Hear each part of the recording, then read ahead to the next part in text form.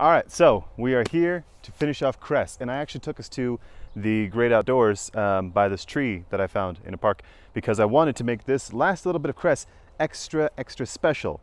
We're here at the end. We're about to finish it off. This is the third of the 6 books of the Lunar Chronicles, and this is the halfway mark. When we finish this book, we're done with half of the series.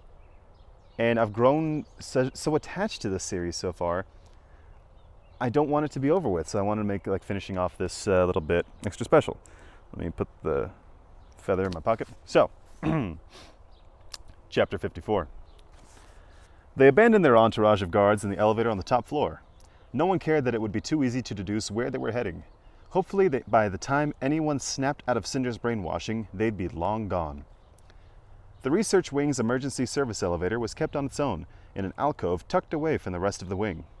It was their final obstacle, and Cress had taken care to ensure it would be functioning properly when they arrived.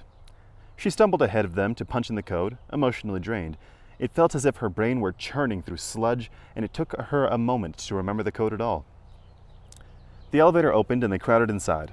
No one spoke, whether out of respect for Dr. Erland or out of a tenuous hope that they were so close, so very close. The doors opened on the rooftop.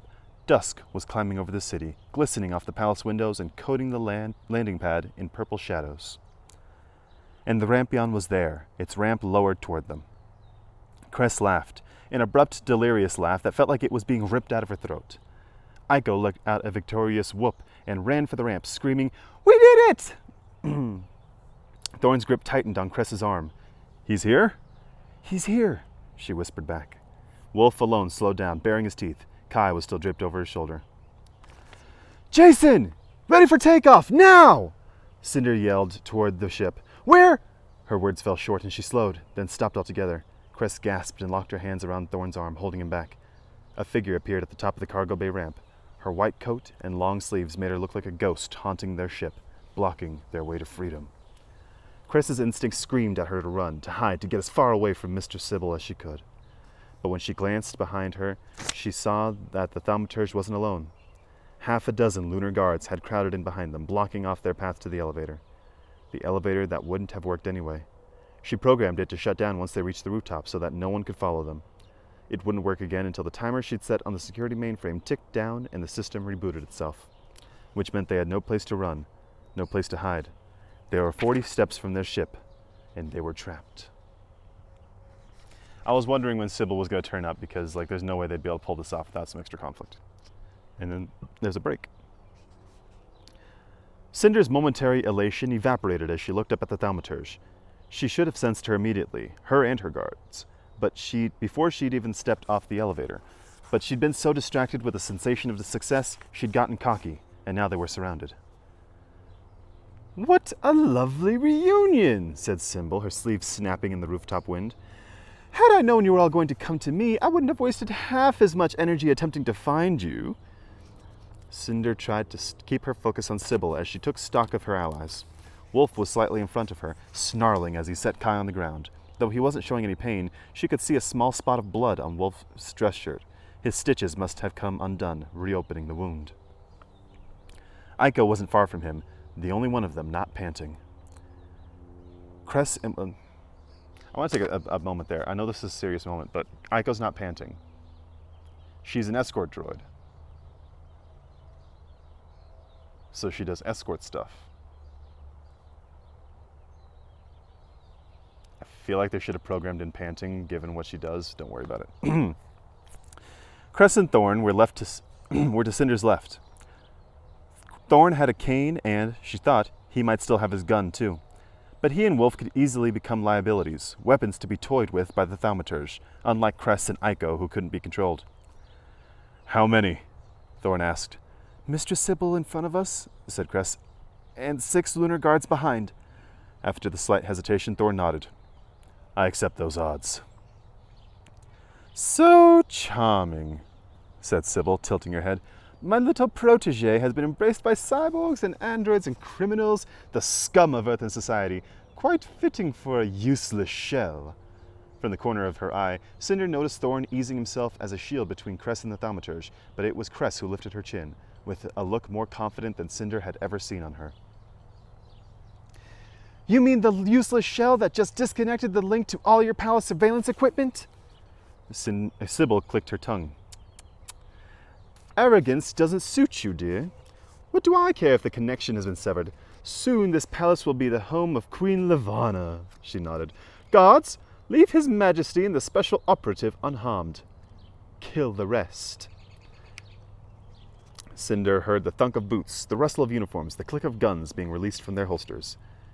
She opened her thoughts to them. 6 lunar men, 6 royal guards who, just like Jason, had been trained to keep their minds open, trained to be puppets. She sought out the electrical pulses around them. In unison, all 6 guards turned toward the edge of the rooftop and threw their guns as hard as they could. 6 handguns sailed out of sight, clattering somewhere on the tiled rooftop below. Sybil let out a screech of laughter, the most unrestrained Cinder had ever witnessed from her. You have learned a few things since we last saw each other, haven't you? Sybil paced down the ramp. Not that controlling a handful of guards is any impressive feat. Her gaze flickered to Wolf. Abandoning the guards, Cinder reached out for him instead, bracing herself for the sharp burst of pain inside her head that happened every time she took control of Wolf. But the pain didn't come. Wolf's mind was already close to her, as if someone had locked his writhing energy up in a vault. Then he swiveled towards Cinder, his face contorting with a feral hunger. Cursing, Cinder took a half step back.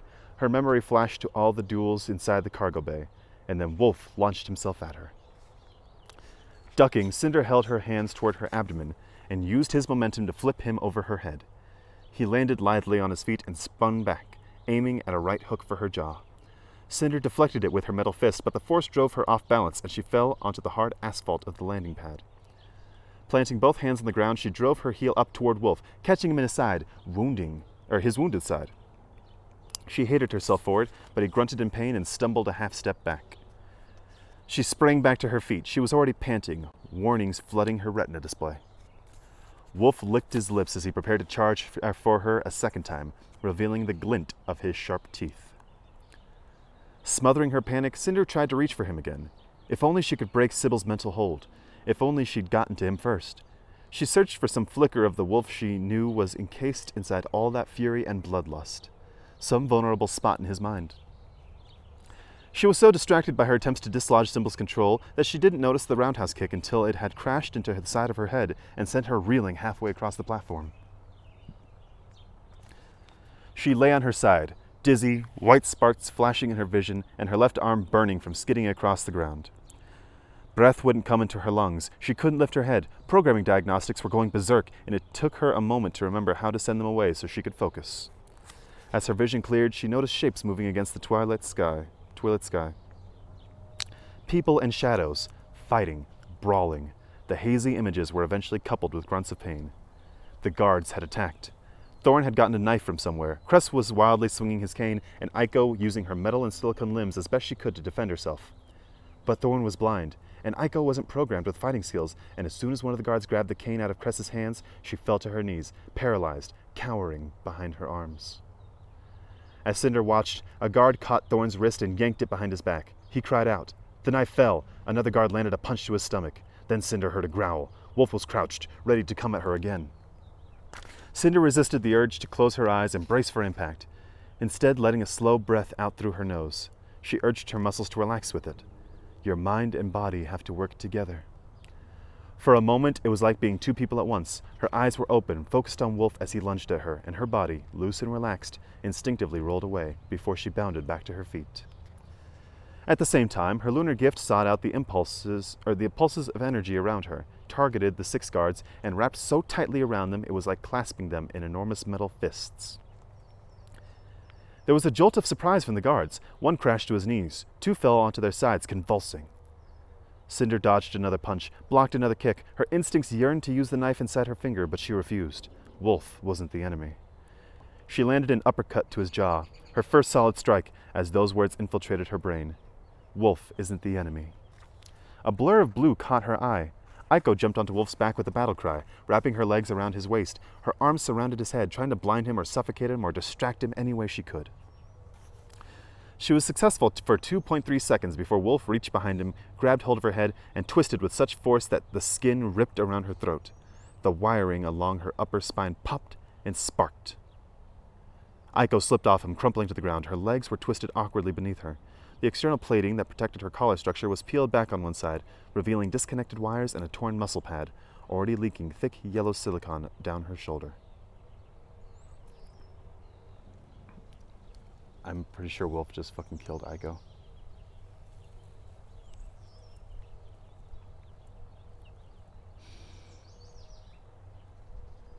Cinder stumbled and crashed to her knees, staring at the crooked form. Her internal audio latched onto that awful sound and began replaying it over and over. That same brutal snap, that same heavy thud as Aiko's body hit the ground. Her stomach heaved once, but she kept it down as she peeled her gaze away from Aiko and looked not at Wolf, but at Sybil. The thaumaturge was standing at the base of the ramp now. Her beautiful face was pinched in concentration. In her distant thoughts, Cinder could tell that the guards were picking themselves off the ground, rounding on her friends again. Snarling, she ignored them all. She ignored Wolf. Sybil was the enemy. Wolf turned back to face her, his feet pounded on the pavement, but Cinder was too focused on the bioelectricity rolling off Sybil to care.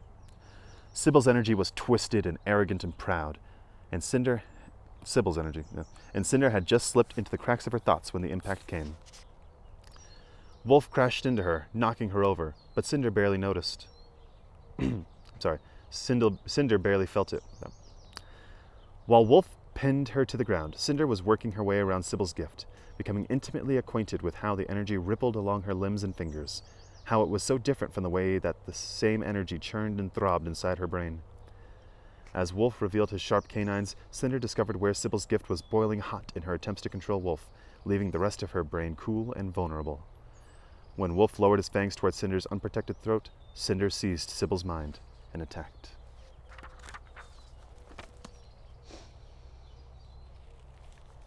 Cinder, I'm talking to my dog. Cinder took control of Sybil, or is trying to take control of Sybil. I like that.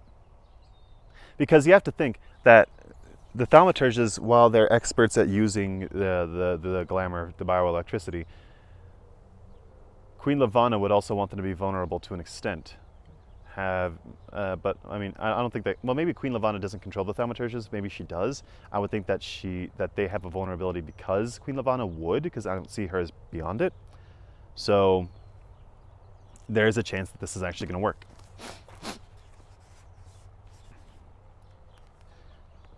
Chapter 55. Crack.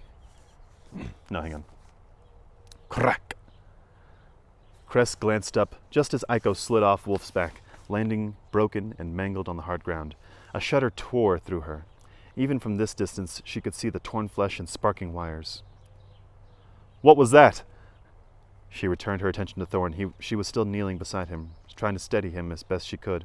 He'd taken a hard punch to his stomach that had knocked the wind from him. But at least he was breathing and talking again.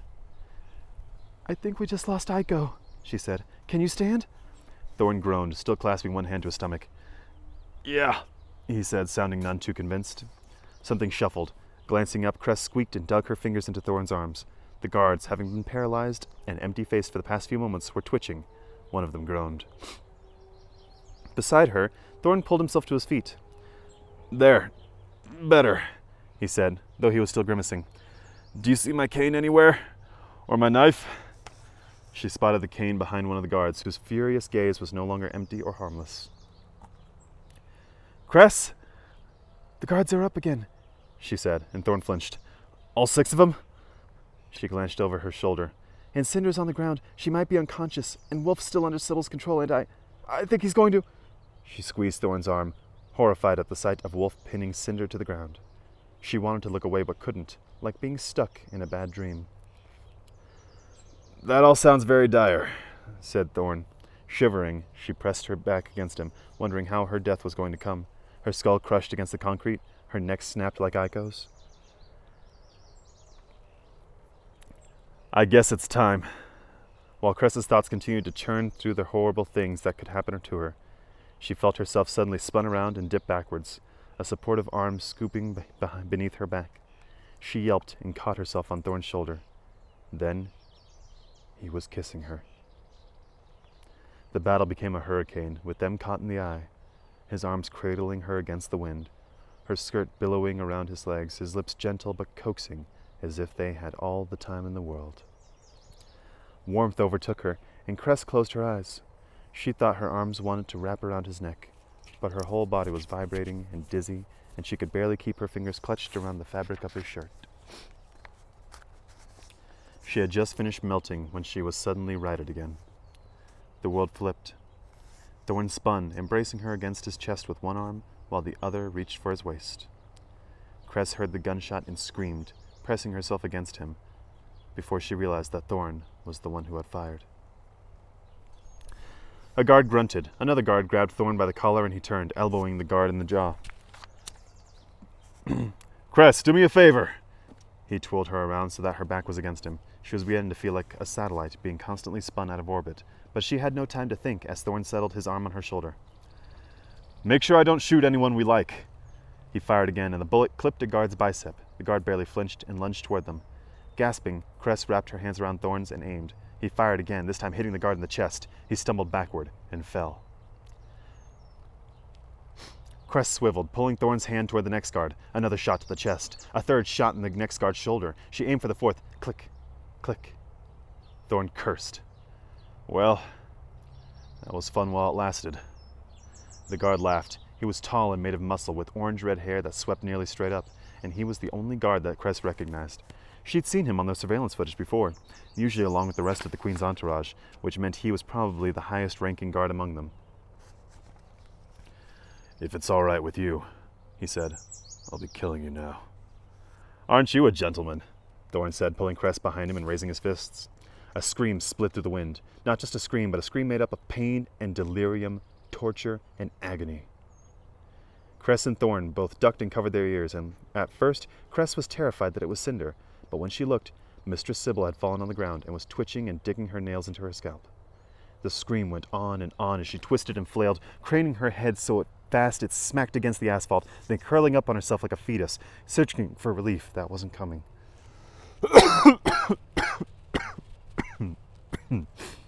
Forgive me. Sorry.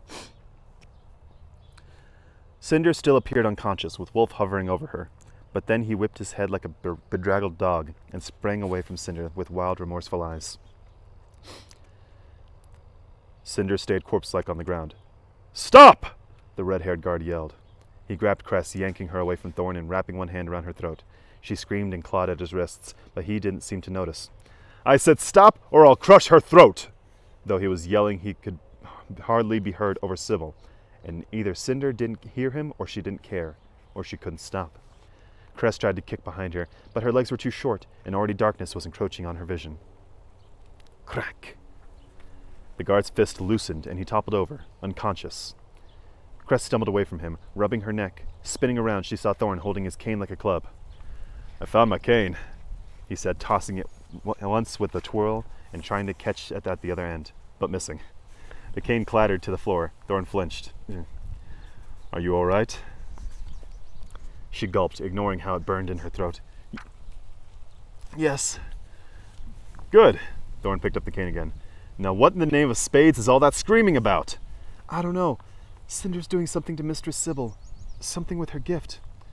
Well, it's annoying and we're running out of time. Come on! One of the guards they'd shot reached out for Cress's ankle as she passed, but she kicked him as they ran for Cinder. Wolf was shaking her, but she wasn't responding. Behind them, Sybil's screams tapered into uncontrollable blubbering as she convulsed on the ground. Good's what she fucking gets. Maybe Cinder has to be rebooted, said Thorn after Cress had described the situation as well as she could. That happened once before. Here! He reached beneath Cinder's head, and Cress heard a click. Cinder's eyes popped open, and her hand snapped around Thorn's wrist. Crying out, he fell over onto the ground. Sybil's sobs dwindled to whimpering. Don't open my control panel, she said, releasing Thorn. She shut the plate in her head. Then stop going comatose on me, he stood up. Can we go now before the entire Commonwealth military shows up? Cinder sat up, blinking. I go. Right. Wolf, can you get the android, please? And the Emperor, I trust he's still somewhere around here? The Emperor. You good? My dog started whimpering out of nowhere, and now she's looking at me like I'm the weird one. The Emperor. In the chaos, Cress had forgotten all about him. Sirens. Cress looked at Wolf. His head was cocked to one... I know, that's Wolf saying that. Sirens. Sirens. Cress looked at Wolf. His head was cocked to one side. Heading this direction. Which means the military won't be far behind, said Cinder. I take it there's no sign of Jason? No one responded. There had been no sign of their getaway pilot since the fight had started. Cress licked her lips. Had he betrayed them? Had he told Sybil about their plan? Figures, said Cinder. Thorn, you're with me in the cockpit. Jason and I practiced takeoffs once. You can help jog my memory. Together they hurried to carry Aiko's broken body and Kai, still unconscious, into the cargo bay. Then they heard laughter, high, strained laughter that dropped ice down Cress's spine. Sybil was struggling to stand. She made it to her feet and took a couple wobbling steps before falling back down to one knee. She laughed again and bunched her fists into her long, unruly hair. Cress was suddenly pushed aside as Wolf trudged down the ramp and grasped Sybil by the front of her white coat, yanking her toward him. His eyes rolled back into her head. Her eyes rolled back into her head. Where is she? He yelled. Is she still alive? Even from the top of the ramp, Cress could see the hatred burning in his eyes, overshadowed only by his need to know, to be given any sliver of hope that Scarlet was still out there, that he still had a chance to save her. But Sybil's head only collapsed to one side. What pretty birds, she said before she was overcome with a fit of incoherent giggles. Wolf snarled, baring his teeth. For a moment his entire body was shaking, and Cress thought he was going to tear her throat out. But then he dropped Sybil to the ground. She fell hard, whimpered from the impact, and rolled onto her back. Then she started to laugh again, staring up at the sky. The sun was just setting. The full moon had already risen over the city's skyline. Turning away from her, Wolf marched up the ramp. He did not meet Cress's gaze as he passed her. Cress stared, bewildered, as Sybil raised both arms up toward the sky, cackling. The ramp started to rise, slowly blocking the sight of Sybil and the bleeding guards who were scattered around the rooftop. The roar of the engines soon drowned out the mad laughter, and the sirens blaring beyond the palace walls. So they broke Sybil. They broke her mind. She's gone insane, whether temporarily or permanently. And honestly, fate worse than death. Sincerely and truly, fate worse than death. But Sybil deserves it for the fucked up shit that she's done. Chapter 56. To anyone who would have seen her, Levana was a vision of serenity in her ethereal red wedding gown and the sheer gold veil that fell to her wrists. She sat on the settee in her guest quarters, posture perfect, her hands folded in her lap. Except they were not folded at all, but rather balled into angry fists. Each one held a wedding band, one that she had worn for far too many years. That she had once believed would bring her love and happiness, but had only ever brought her pain. The other was supposed to bring her not the love of a blind, selfish husband, but the love of an entire planet. She should have been wearing it by now. Everything had been going so well. She had been moments away from walking down that aisle. Moments away. She should have been married. She should have been reciting the vows that would make her empress. When she found out who was responsible for this delay, she would torment their fragile minds until they were a drooling, pathetic idiot, terrified of the sight of their own hands. A knock cut through the fantasy. Levana shifted her eyes toward the door. Enter. One of the guards entered first, escorting Contorin, the young emperor's annoying, perpetually present advisor. She glared at him through her gold veil, though she knew he couldn't see it. Your illustrious majesty, he said, bowing deeply. Hang on, no, you gotta, like, your illustrious majesty. Oh, yeah, that's the shit. Pop the spine, that's how low you gotta go.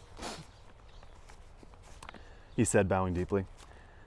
The addition of a new adjective, combined with the bow slightly lower than usual, made the hair prickle on the back of her neck. I must apologize most severely for the delay, and for the news I have to impart to you. We have been forced, I'm afraid, to postpone the marriage ceremony. I do beg your pardon. He straightened, but kept his gaze respectfully on the floor. His Imperial Majesty, Emperor Cato, has been kidnapped. He was taken from his personal quarters and smuggled onto an untraceable spaceship. Her fingers curled around the wedding bands. By whom? Lynn Cinder, Your Majesty. The cyborg fugitive from the ball, along with multiple accomplices, it would appear. Lynn Cinder. Every time she heard the name, she wanted to spit. I see, she said, finding it too wearisome to soften the hardness of her anger. Am I to believe that you did not have any security measures in place for the attempt of such an assault? Our security was compromised. Compromised? Yes, Your Majesty. She rose to her feet. The gown swished like a breeze around her hips. The advisor didn't flinch, although he should have. You're telling me that this teenage girl has not only escaped from your prison and evaded capture by your highly trained military, but has now invaded your palace and the private quarters of the Emperor himself, kidnapped him, and gotten away with it? Precisely correct, Your Majesty. And what are you doing now to retrieve my groom? We have employed every police and military unit at our disposal. Not good enough! This time he did flinch. Levana steadied her breathing. The Commonwealth has failed too many times with regards to Lynn Cinder. Beginning now, I will employ my own resources and tactics in finding her. My guards will need to review all your security footage from the past 48 hours. The advisor clasped his hands behind his back. We are happy to give you access to the security footage we have available. However, we are missing approximately 2 hours of footage that was compromised this afternoon by the security breach. She sneered. Fine. Bring me what you do have. Thaumaturge Amory Park appeared in the doorway. Your Majesty, if I may request a word with you in private? With pleasure. She waved a hand at Contorn. You're dismissed, but note that the incompetence of your security team will not be ignored. With no argument and another low bow, the advisor left. As soon as he was gone, Levana whipped the veil off her head and threw it onto the settee. The young emperor has been kidnapped and from his own palace. Earthens are pathetic. It's amazing they haven't already become extinct. I do not disagree, Your Majesty. I trust Mr. Khan did not inform you of this evening's other interesting development? What development? Amory's eyes danced. It appears that Dr. Sage Darnell is in this palace, trapped in a quarantine room in the research wing. Sage Darnell? She paused. Daring to return as he assisted the escape of that wretched girl? No doubt they've been working together. Although I've been led to believe that Dr. Darnell won't be around for much longer, it appears he's contracted an unusual strain of letumosis, one that seems to be much faster acting than the common strain, and, of course, he is lunar. Her pulse skipped. This did open up some interesting possibilities. Take me to him, she said, sliding her true wedding ring back onto her finger. The other, that would cement her to Emperor Cato, she left behind. I must warn you, Amory said as she followed him into the corridor, that the elevators throughout the palace are malfunctioning. We will be forced to take the stairs. Earthens, she growled, lifting the hem of her skirt. Oh, God. It was like traversing an endless labyrinth, but finally they reached the research wing. A crowd of officials had gathered outside the lab, and Levana sneered to think that they had intended to keep this from her when Sage Darnell, like Lynn Cinder, was her problem to deal with. However, it pleased her. I'm just now realizing. Very smart. Sage Darnell, the last name Darnell. He called himself Dr. Erland. Erland is an anagram of Darnell. They're very impressive. As she entered the lab room, she slipped into the minds of the men and women around her and impressed a strong need to be elsewhere.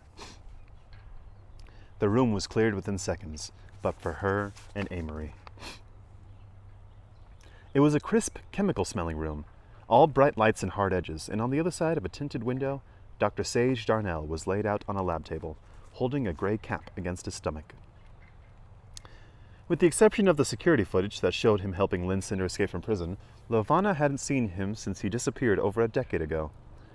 Once, he had been one of her most promising scientists, making grand advances in the development of her lupine soldiers on an almost monthly basis. But time had not been kind to him. His face had become worn and wrinkled. He was balding, and what was left of his hair was tufted and gray. And then there was the disease. His reptilian skin was covered in bruise-like blotches and a rash that was bubbling up like blisters, piling on top of each other. His fingertips had already begun to turn blue. No, he would not be around much longer. Lovanna floated to the window. A light was on beside a microphone, indicating that communication was open between the two rooms. My good Dr. Darnell, I did not think I would ever again have the pleasure. His eyes opened, still fervently blue behind his spectacles. His attention was locked on the ceiling, and though it occurred to Lovanna that this was no doubt a one-way window, it annoyed her that he wouldn't bother to face her. Your Majesty, he said in a brittle tone, I thought I might hear your voice one more time. Beside her, Amory checked a port screen at his belt and excused himself with a low bow. I must say I'm delighted with this irony. You left an honorable position on Luna to come to Earth and devote your last writhing years to finding a cure for this disease, a disease I already have an antidote for. In fact, come to think of it, I might have some samples with me in the palace. I like to keep them on hand in the event something tragic should happen to my betrothed, or someone else is necessary to my objectives. I could have the antidote brought to you, but I don't suppose I will. Guys.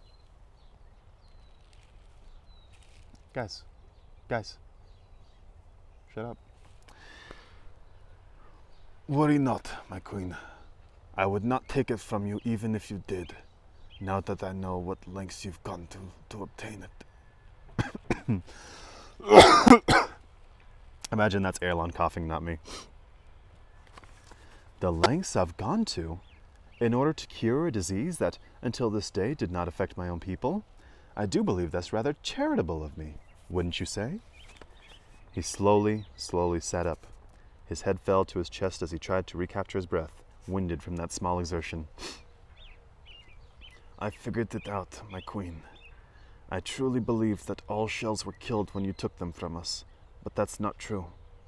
Are any of them killed, or is it all just a show? A means of putting them into seclusion and harvesting their blood without anyone coming to look for them.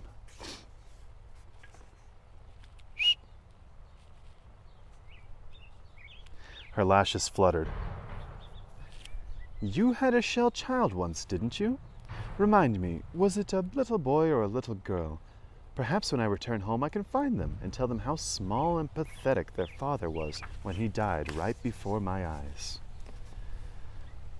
What's most interesting to me, the doctor said, scratching his ear and acting as if he hadn't heard her, is that the first documented case of leishmaniasis occurred 12 years ago. And yet, you've been collecting antibodies for much longer than that. In fact, it would have been your sister who began the experiments, if my math is correct. Lovanna splayed her fingers on the counter. You have reminded me why you were such a terrible loss for our team, Doctor. He swiped his arm across his damp forehead. His skin seemed translucent beneath the bright lights. This disease is all you're doing. You've manufactured death to bring Earth to its knees, so that when the time was right, you would be there to save them with your miraculous antidote. So that you'd had one that you had stashed away all along. You give me too much credit. It was the team working beneath my parents that created the disease, and those beneath my sister who perfected the antidote. I simply implemented their research by determining a means of getting the disease down to Earth. By exposing lunars to it and sending them there, having no idea what they are carrying. Sending them to Earth? Absolutely not. I simply made sure that my security personnel looked the other way when they escaped. The last word held a bite. She wasn't fond of the idea that some of her people chose to run away from the paradise she'd given them. It's biological warfare. And Earth has no idea. Dr. Darnell coughed into his elbow, leaving spots of dark red. And they will continue to have no idea. But I'm going to stand here and watch you die. She laughed shrilly.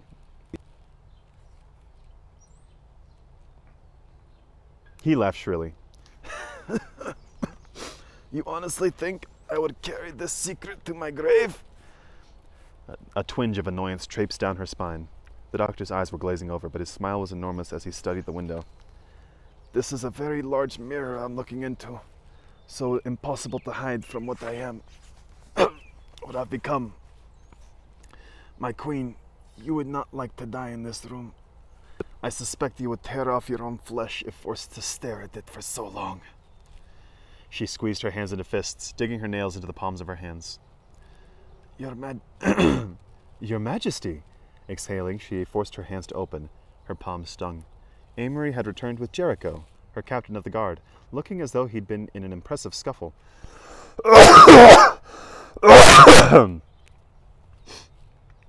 Sorry. Finally, where have you and Civil been? Report. Jericho bowed. My queen, Thaumaturge Mira and I, along with 5 of my top marksmen, managed to surround Lynn Cinder and her companions on the emergency landing pad on this tower's rooftop. Her hope warmed her chest. And you got them? They haven't escaped after all? No, Your Majesty. We failed our objective. 2 of my men are dead, the other 3 severely injured. I, myself, was unconscious when the spacecraft escaped with the traitors and Emperor Cato aboard. Her fury began to claw at her spine again, desperate to be unleashed. And where is Thaumaturge Mira? He respectfully lowered his gaze. Dead, Your Majesty. Lynn Cinder used her gift to torture her mind. I heard her screams myself. Those who were conscious have reported that, after the spacecraft departed, Thaumaturge Mira threw herself from the rooftop. Her body was found in the gardens. That's what she fucking gets! Woo! Yeah, baby! That's what it's all about. That's what I've been waiting for. Woo! Fuck! Oh my god. She's dead! Barry! Tabor, come here. No, you gotta say hi to everybody. Mira is dead. Sybil Mira's dead. That's what that fucking bitch gets. Woo! A mad giggle echoed through the room. Levana spun back as the doctor doubled over his knees, kicking his heels against the table. She deserved it, the snake, after keeping my little golden bird locked up in her cage for so long. Your Majesty. Levana faced Jericho again. What? We found one of Lynn Cinder's accomplices aboard their ship prior to the confrontation. Her new pilot, it would seem. Jericho gestured toward the hall. Footsteps clicked, and a moment later, 2 men entered. Another guard escorting. Her smile was quick. Dearest Sir Clay. Though his wrists were bound behind his back, he stood straight and proper and seemed as healthy as ever. He clearly hadn't been treated like a prisoner aboard Lynn Cinder's ship. My queen. He dipped his head. She scraped her lunar gift over him, testing for signs of derision or rebellion, but there was none. He was as blank and malleable as ever. My understanding is that you abandoned your thaumaturge in a pivotal battle in order to side with Lynn Cinder against the Lunar Crown. Your being here leads me to understand that you are also involved with the kidnapping of my betrothed. You are a traitor to myself and to my throne. How do you plead? Innocent, my queen. She laughed. Of course you are. How can you plead thus? He held her gaze without remorse. During the battle aboard the spaceship, Thaumaturge Mira was consumed with the effort to control a lunar special operative who has joined the side of the rebels. With my own faculties open, Lynn Cinder forced me to comply with her will and fight against my thaumaturge. ultimately leading to her abandoning the ship and leaving me aboard. Realizing this was an opportunity to ingratiate myself to the rebels, I have spent these past weeks acting as a spy with the intention of reporting weaknesses and strategies when I was finally able to return to my queen, who I am most honored to serve.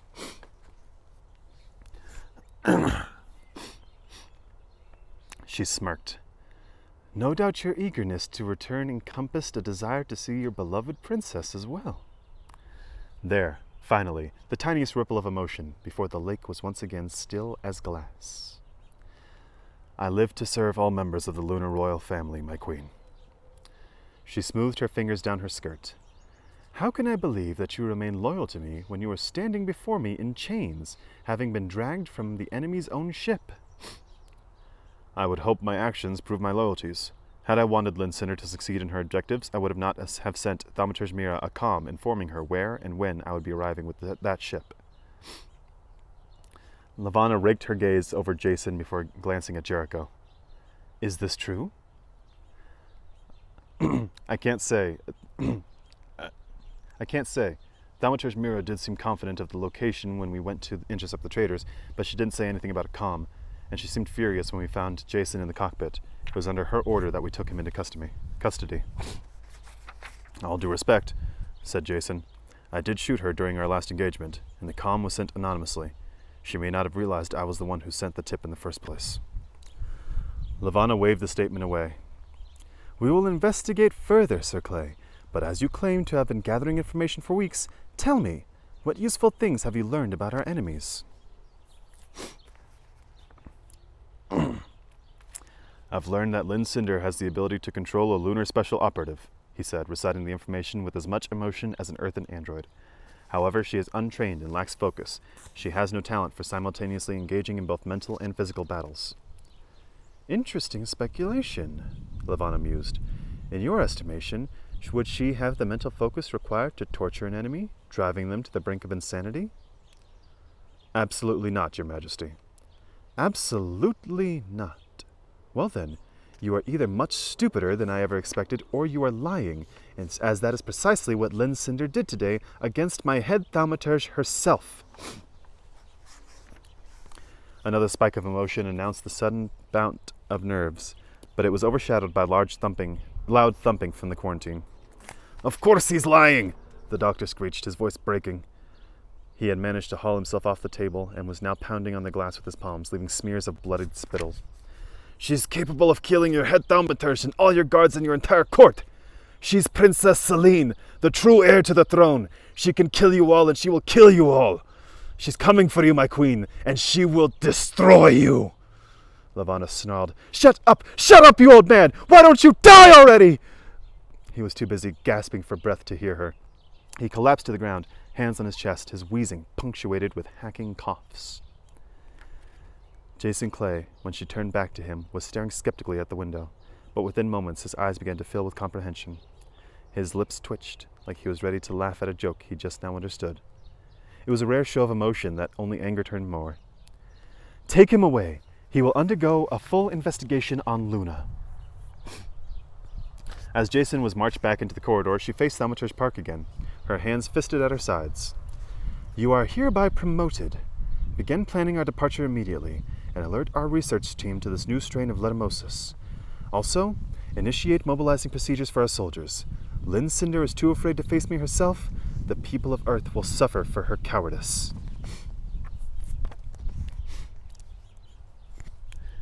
You understand that with the loss of Thaumaturge Mira's programmer, we are not able to transport our ships to Earth without notice? What do I care if Earth sees them coming? I hope it gives them time to beg for mercy before we destroy them. Amory bowed. I will see it done, Your Majesty. Lavanna glanced back to see that Dr. Sage Darnell was sprawled out on the floor, his body seizing between his cots. She watched him writhe and jerk, her blood still boiling at his words. As far as the people of Luna and Earth knew, Celine had died 13 years ago. Lavanna was going to make sure it stayed that way. She was the rightful queen of Luna, of Earth, of the entire galaxy. No one would take that from her. Seething, she stepped closer, close enough that she could see the trail of tears left on the doctor's scourged face. Sweet crescent moon, he whispered, his lips barely able to form the words. He began to shiver. He hummed a few bars of a song, a lullaby that seemed barely familiar.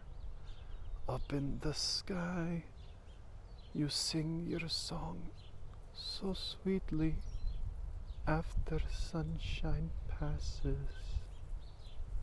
The last word hovered unspoken as he stopped shuddering and lay still, his blue eyes staring upward like empty marbles.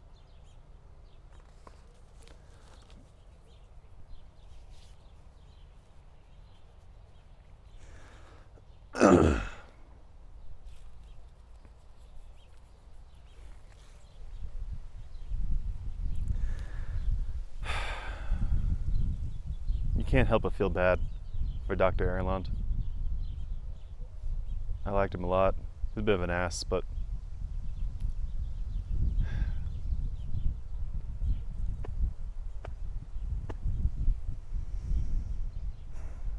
it's rough. I don't have any words. I'm saddened by the fact that he's gone. His death weighs heavy on me.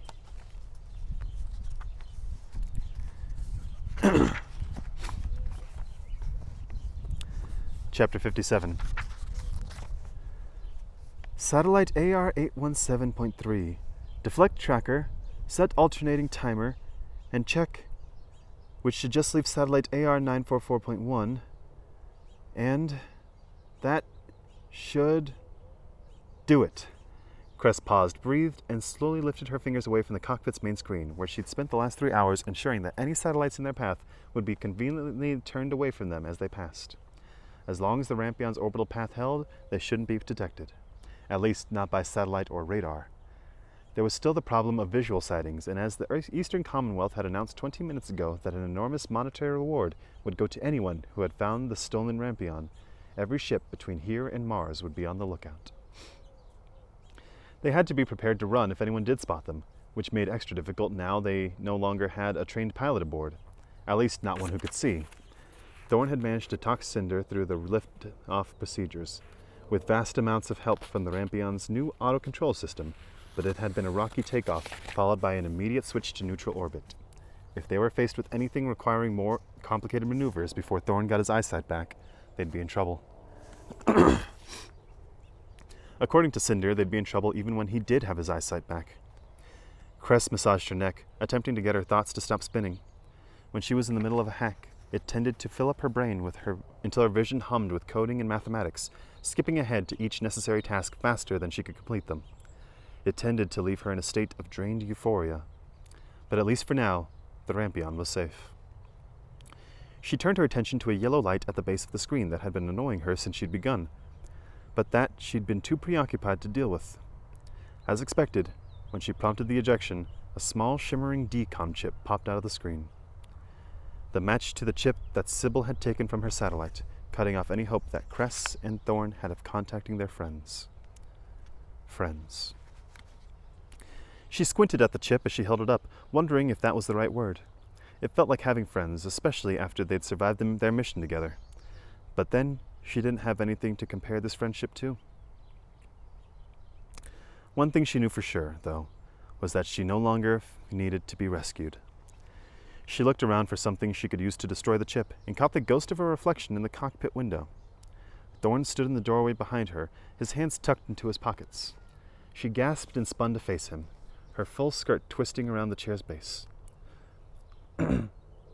Though it was dirty and torn in places, she hadn't the time to change yet, and wasn't entirely sure she wanted to. The gown made her feel like she was still living in a drama, and was perhaps keeping her from going into shock to all that had happened that day. "You scared me!"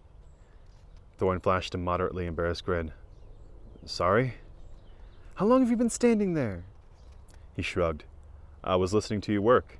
It's kind of relaxing, and I like it when you sing." She flushed. She didn't realize she'd been singing.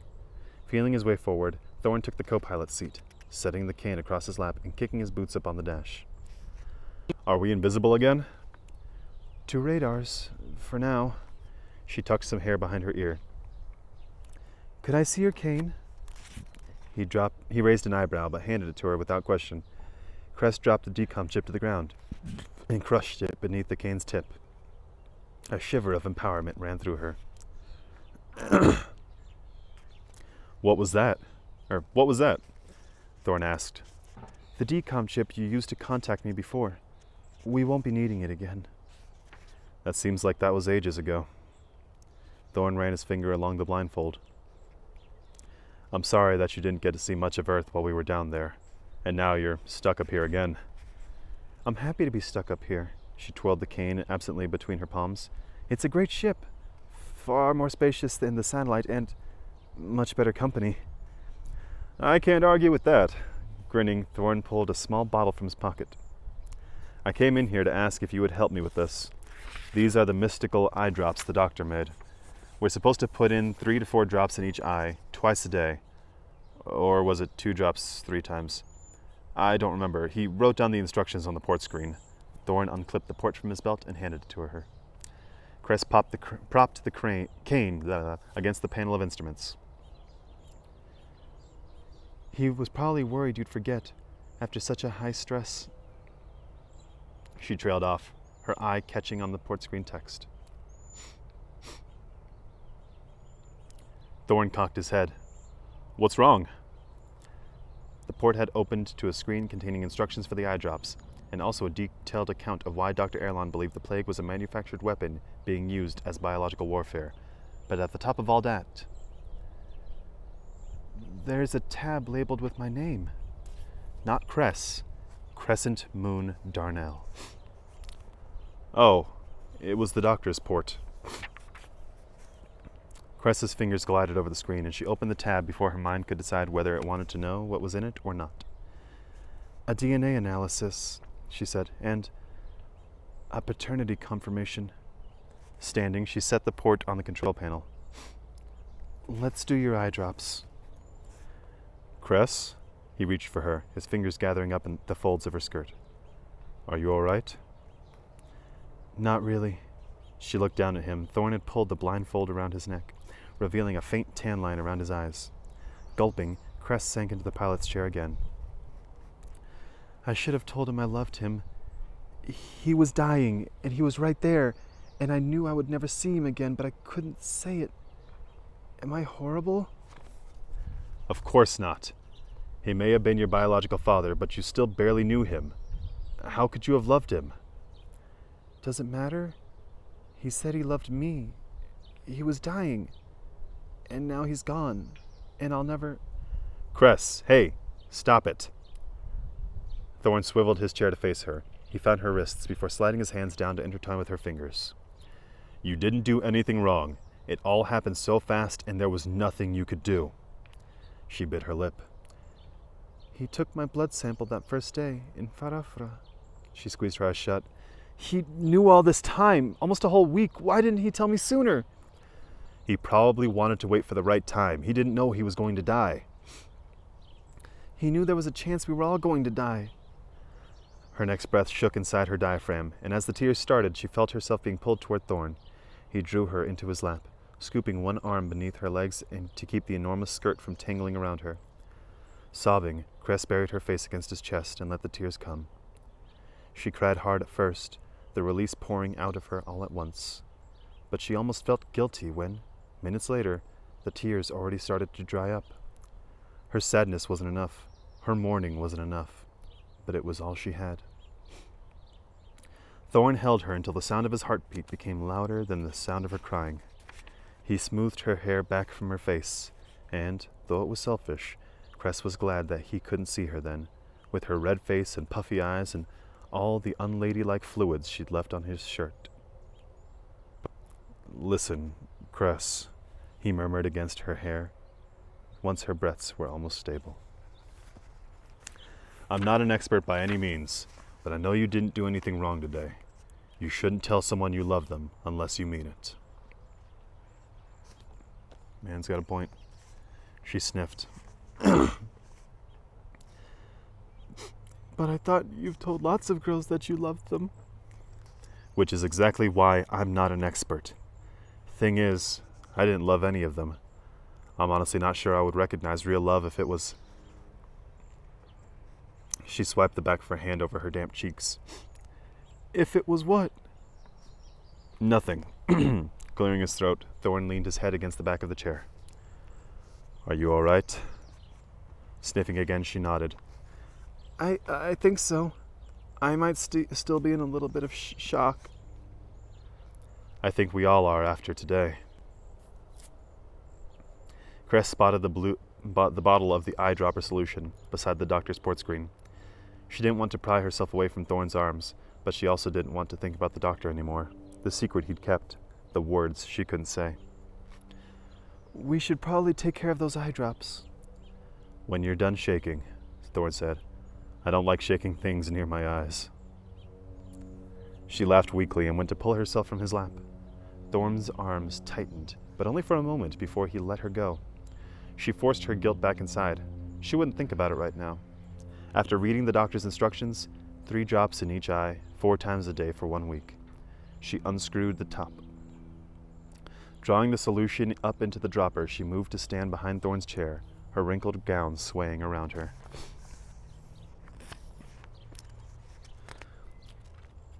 Thorne propped his feet on the control panel again and tilted back until his face was turned up to the ceiling.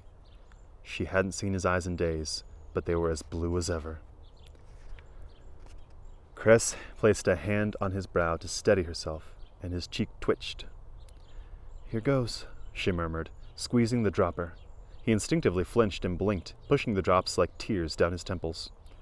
Cress brushed them away, unable to resist smoothing a strand of hair off his forehead.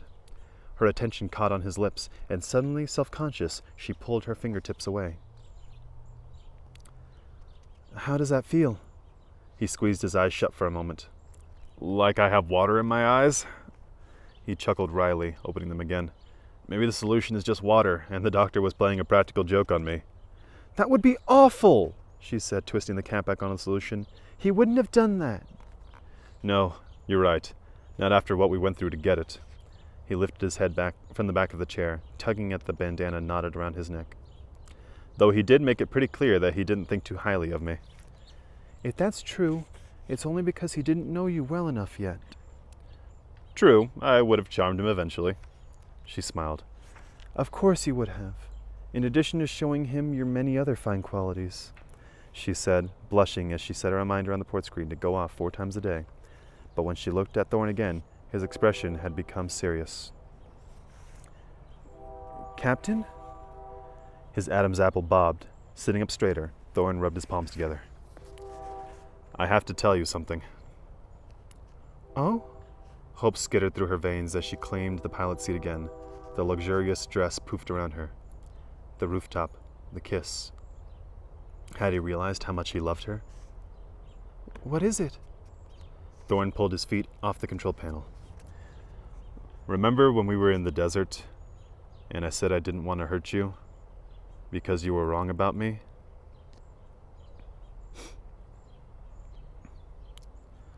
She nodded her fingers together. When you tried to deny how much of a hero you really are?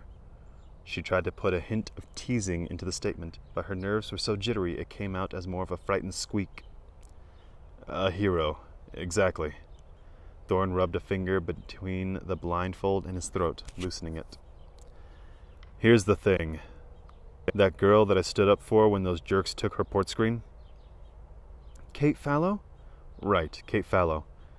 Well, she was really good at math, and at that time I was failing. The anticipation fluttering through her body turned to ice. Wait, was this his confession? Something to do with Kate Fallow? He cleared his throat when she didn't say anything. I lost the fight and all, but she still let me copy her homework for a month. That's why I did it. Not out of a misplaced desire to be heroic. But you said you had a crush on her. Cress. He smiled, but it looked strained. I had a crush on every girl. Believe me, it wasn't a big motivator. She squeezed back against the chair and pulled her knees to her chest. Why are you telling me this now? I couldn't before. You were so certain that I was this other person, and I kind of liked that you saw me differently than anyone else. Part of me kept thinking that maybe you've been right all along, and it's everyone else who's been wrong about me. That even I've been wrong about me. He shrugged. But even that was just my ego talking, wasn't it? And you deserve to know the truth. And you think my entire opinion of you was based on one incident that happened when you were 13 years old? His brow knitted. I thought I'd done a pretty good job of clarifying all those other incidents, but if you have more, by all means, let me ruin those for you too. She bit her lip. The rooftop. The kiss. He'd kept his promise. He'd given her a kiss worth waiting for because she was about to die. They were both about to die. She knew it had been a risk, and probably a stupid one, and that was the choice he'd made rather than let her die without experiencing that one perfect moment. She could think of nothing more heroic. So why wouldn't he mention it? Perhaps more important, why couldn't she? No, she whispered finally. I guess I can't think of anything else. He nodded, though his expression was disappointed. So given all this new information, you, probably don't think you're still in love with me, do you? She shrank into her chair, sure that if he could see her now, he would know. The truth would be evident in every angle of her face. She loved him more than ever. And not because she'd scoured file after file of reports and summaries and data and photographs, not because he was the dreamy, untouchable Carswell Thorne that she'd imagined kissing on the banks of a starlit river while fireworks exploded overhead and violins played in the background. Now he was Carswell Thorne, who had given her strength in the desert, who had come for her when she was kidnapped, who had kissed her when hope was lost and death was imminent. Thorne awkwardly scratched his ear. That's what I thought. I figured it was just the fever talking anyway. Her heart twisted. Captain? He perked up. Yeah? She picked up the chiffon overlay of her skirt. Do you think it was destiny that brought us together? He squinted and, after a thoughtful moment, shook his head. No, I'm pretty sure it was Cinder. Why? I guess I have a confession too. She pressed her skirt down her legs, her face already burning. I had a crush on you before we even met, just from seeing you on the net screens. I used to believe that you and I were destined to be together someday, and that we would have this great epic romance. One eyebrow ticked upward. Wow, no pressure or anything. She squirmed. Her body was vibrating with nerves. I know. I'm sorry. I think you might be right, though. Maybe there isn't such a thing as fate. Maybe it's just the opportunities we're given and what we do with them. I'm beginning to think that maybe great epic romances don't just happen. We have to make them ourselves. Thorne shuffled his feet. You know, if it was a bad kiss, you can just say so. She stiffened. That's not at all what I... Wait, do you think it was a bad kiss?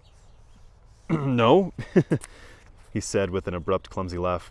I thought it was, but there was clearly a lot of expectations and a lot of pressure, and we were going to die, you know. I know. She squeezed her knees into her chest, and no, it wasn't. I didn't think it was a bad kiss. Oh, thank the stars. His head fell back against the chair.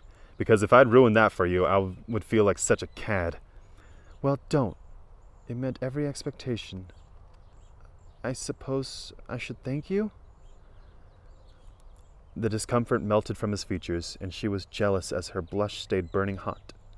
Thorne held a hand out toward her, and it took every ounce of the courage she'd earned that day to tuck her head into his. Believe me, Cress, the pleasure was all mine.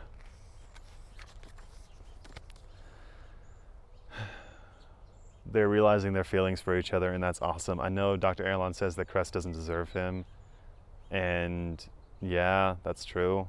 But also, I like that they're starting to be a couple. That's,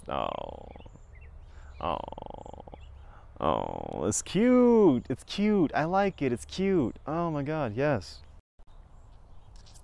So the lightly scary thing is that I'm running out of battery on this phone, so I'm hoping that I can see it through the end. We're 4 chapters away from finishing, so let's hope for the best. Chapter 58. She dreamed that she was being chased by an enormous white wolf, its fangs bared and its eyes flashing beneath the full moon. She was running through crops thick with mud that sucked at her shoes, her breath forming clouds of steam, her throat stung, her legs burned. She ran as fast as she could, but her body became heavier with every step. The shriveled leaves of sugar beets turned rotten and brittle around her.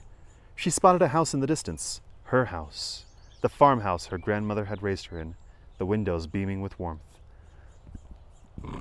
The house was safety. The house was home. But it receded into the distance with each painful step. The air around her became thick with fog, and the house disappeared altogether, swallowed whole by the encroaching shadows. She tripped, landing on her hands and knees. She rolled over, scrambling and kicking at the ground. Mud clung to her clothes and hair. The coldness from the ground soaked into her bones. The wolf prowled closer.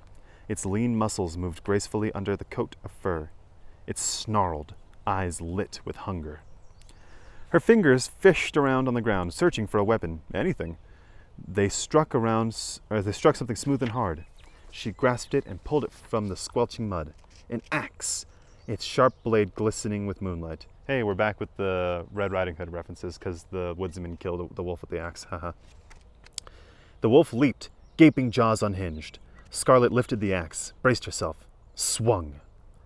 The blade cut clean through the beast, cutting it into two pieces from head to tail. Warm blood splattered all over Scarlet's face as the two wolf halves landed on either side of her. Her stomach roiled. She was going to throw up. She dropped the axe and collapsed back on the ground. The mud squished around her ears. Overhead, the moon filled up the whole sky. Then the wolf halves began to rustle. They gradually rose up, now only the soft outer pelt of the beast, shorn in two. Scarlet could make out vague human-like shapes standing over her, each wearing half of the snow-white pelt. The fog cleared, and Wolf and her grandmère were before her, holding their arms out, welcoming her home. Is she dying? Scarlet gasped. Her eyes flew open. She was met with the sight of steel bars, the earthy smell of ferns and moss, and the chatter of 1,000 birds. Some trapped in their own elaborate cages, others flocked in the tree branches that entwined around the enormous beams supporting the glass ceiling. A wolf yipped, sounding both sorrowful and concerned. Scarlet forced herself onto an elbow so she could see the barred enclosure on the other side of the pathway. The white wolf was sitting there, watching her. He howled, just a short, curious sound, not the haunting howls that Scarlet had in her dreams. She imagined he was asking if she was all right. She might have been screaming or thrashing during the nightmare, and the wolf's pale yellow eyes blinked with worry. Scarlet tried to gulp, but her mouth was parched, her saliva too thick. She must be going crazy to be carrying on silent conversations with wolves. He likes you. Gasping, Scarlet flipped onto her back. A stranger, a girl, was sitting cross-legged in her cage. So close, Scarlet could have touched her. Scarlet tried to push herself away, but the action sent pain rippling through her bandaged hand. She hissed and fell back onto the ground. Her hand was the worst of it. The hatchet had taken her left pinky finger to the second knuckle. She had not passed out, though she wished she would have. A lunar doctor had been waiting to bandage the wound, and he had done it with such precision, Scarlet suspected it was a very common procedure. But then there was also the scratches on her face and stomach from her time spent in the company of Master Charleston, and countless aches from sleeping on hard floors for, well, she'd lost count of how many nights. The girl's only reaction to Scarlet's grimace was a long, slow blink. Clearly, this girl was not another prisoner, or pet, as the extravagantly dressed Lunars called Scarlet when they passed by her cage, giggling and pointing and making louder marks on whether or not it was safe to feed the animals. The girl's clothing was the first indication of her status. A gauzy silver-white dress that had settled around her shoulders and thighs like snowflakes might settle on a sleepy hillside. Her warm brown skin was flawless and healthy, her fingernails perfectly shaped and clean. Her eyes were bright, the color of melted caramel, but with hints of slate gray around her pupils. On top of all that, she had silky black hair that curled into perfect spirals, neatly framing her high cheekbones and ruby-red lips. She was the most beautiful human being Scarlet had ever seen. Yet there was one anomaly, or three. The right side of the girl's face was marred by 3 scars that cut down her cheek from the corner of her eye to her jaw, like perpetual tears. Strangely, the flaws in her skin didn't reduce her beauty, but almost accentuated it, almost compelled a person to stare at her longer, unable to peel their eyes away. It was with this thought that Scarlet realized it was a glamour, which meant this was another trick. Her expression changed from awestruck and blushing, she despised that she was actually blushing, to resentful. The girl blinked again, drawing attention to her impossibly long, impossibly thick eyelashes. "Ryu and I are confused," she said. "Was it a very bad dream, or a very good one?" Scarlet scowled. The dream had already begun to wisp away, as dreams do, but the question reignited the memory of Wolf and her grandmother before her, alive and safe. Which was a cruel joke. Her grandmother was dead, and last she'd seen Wolf, he'd been under the control of a thaumaturge. "Who are you? And who's Ryu?" The girl smiled. It was both warm and conspiratorial, and it made Scarlet shiver. Stupid Lunars and their stupid glamours. "Ryu is the wolf, silly. You've been neighbors for 4 days. Now you know. You've been neighbors for 4 days now, you know. I'm surprised he hasn't officially introduced himself." Then she leaned forward, dropping her voice to a whisper, as if she were about to share a closely guarded secret. "As for me, I am your new best friend. But don't tell anyone, because they all think that I'm your master now, and that you are my pet. They don't know that my pets are really my dearest friends. We shall fool them all, you and I." Scarlet squinted at her. She recognized the girl's voice now, the way she danced through her sentences like each word had to be coaxed off her tongue. This was the girl who had spoken during Scarlet's interrogation. The girl reached for a strand of filthy hair that had fallen across Scarlet's cheek. Scarlet tensed. "Your hair is like burning. Does it smell like smoke?" Bending over, the girl pressed the hair against her nose and inhaled. "Not at all. That's good. I wouldn't want you to catch fire." The girl sat up just as suddenly, pulling a basket toward her that Scarlet hadn't noticed before. It looked like a picnic basket, lined with the same silvery material as her dress. "I thought today we could play doctor and patient. You'll be the patient." She removed a device from the basket and pressed it against Scarlet's forehead. It beeped and she checked the small screen. "You're not running a fever. Here, let me check your tonsils." She held a thin piece of plastic toward Scarlet's mouth. Scarlet knocked her away with her uninjured hand and forced herself to sit up. "You're not a doctor." "No, that's why it's pretend. Aren't you having fun?" "Fun? I've been mentally and physically tortured for days. I'm starving, I'm thirsty, I'm being kept in a cage in a zoo menagerie. And I hurt in places that I didn't know my body didn't even have. And now some crazy person comes in here and is trying to act like we're good pals, playing a raucous game of make-believe? Well, no. Sorry, I'm not having any fun. And I'm not buying whatever chummy trick you're trying to play on me." The girl's big eyes were blank, neither surprised nor offended by Scarlet's outburst. But then she glanced out toward the pathway that wound between the cages, overgrown with exotic flowers and trees to suggest some semblance of being in a lush jungle. A guard was standing at the pathway's end, scowling. Scarlet recognized him. He was one of the guards that regularly brought her bread and water. He was the one who had grabbed her rear end the first time she'd been thrown into this cage. At the time, she'd been too exhausted to do anything more than stumble away from him, but if she ever had the chance, she would break every one of his fingers in retaliation.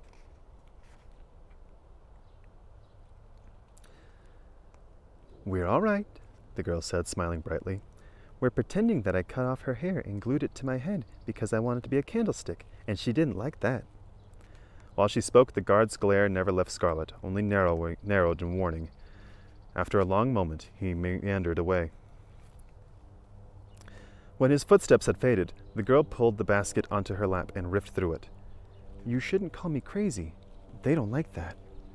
Scarlet faced her again, her gaze dragging down the raised scar tissue on her cheek. "But you are crazy!" "I know." She lifted a small box from the basket. "Do you know how I know?" Scarlet didn't answer.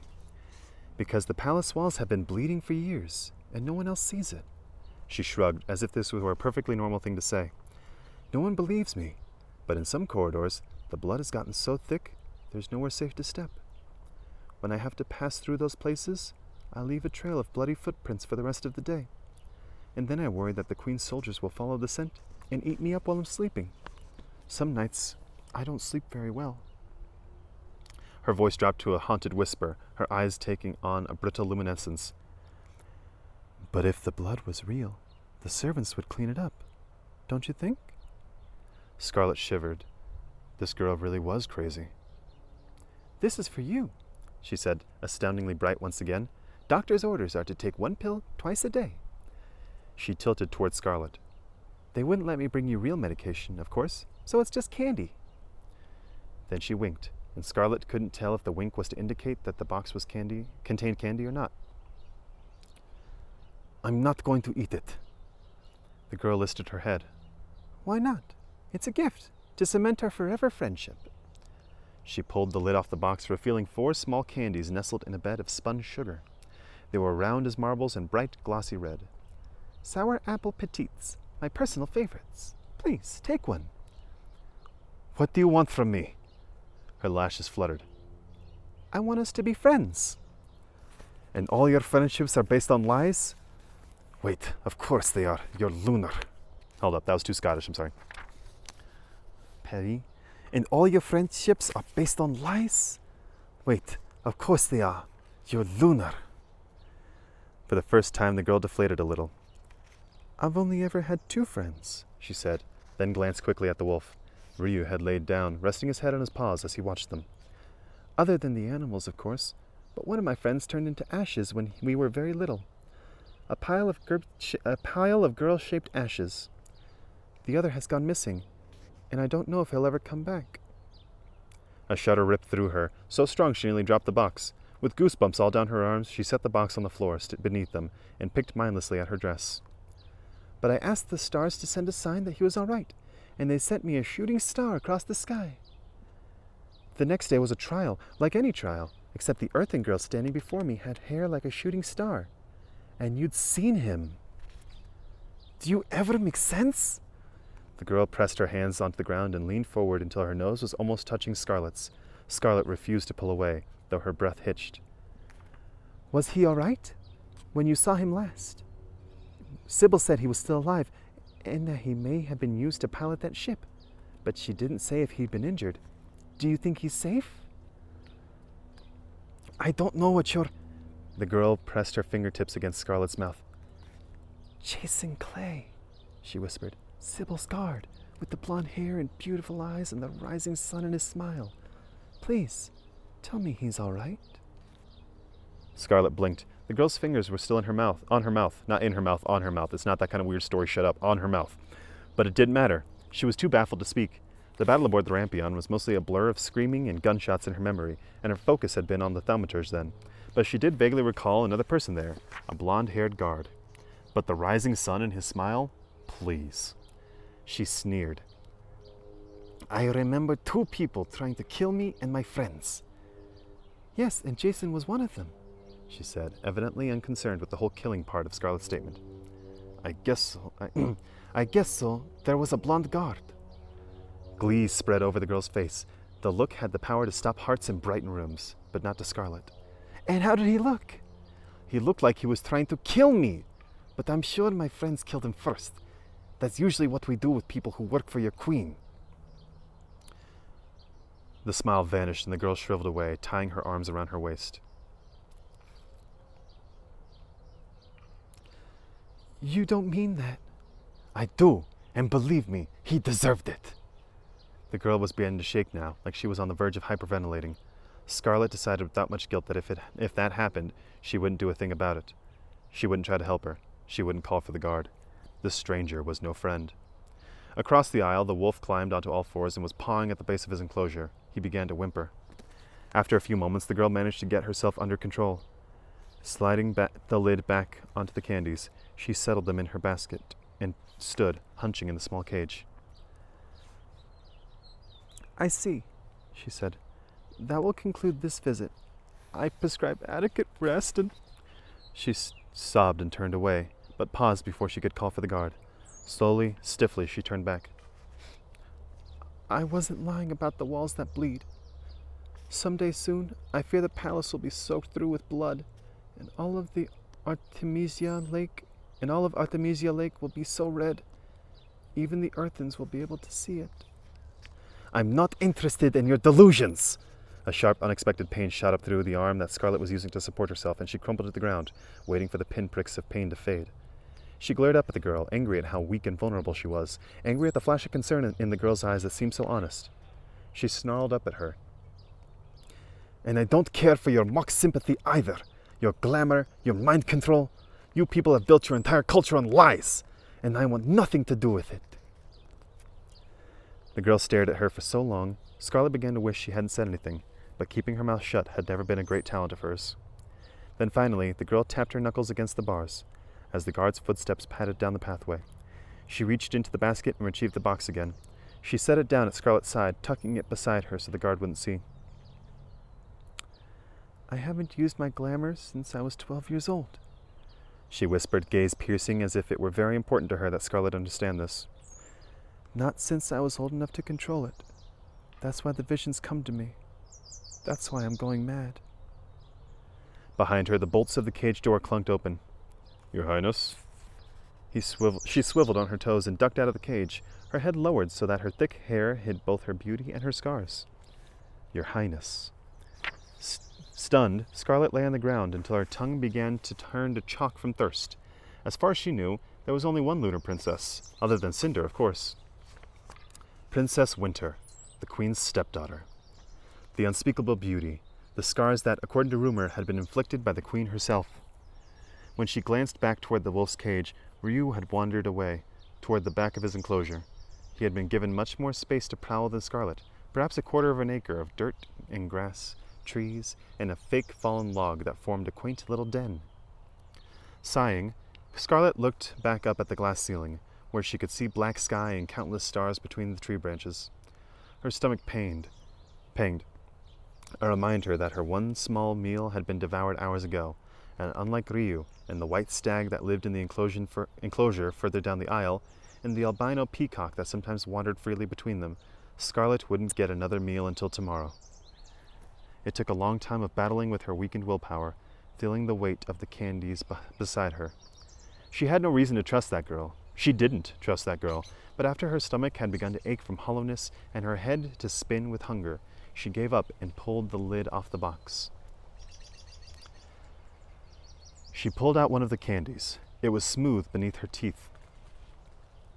The outer shell cracked easily, giving way to a warm, melty center that burst sweet and sour on her tongue. She moaned and let her head fall onto the floor. Nothing, not even her grandmother's prized tomatoes, had ever tasted so good. But then, as she was working her tongue around her gums, searching out any missed bits of the candy, a tingling began to warm around her throat.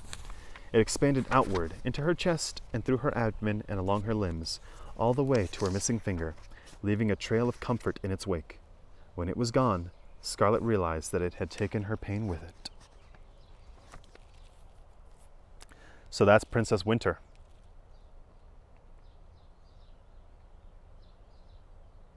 I like her. She's crazy. I like that.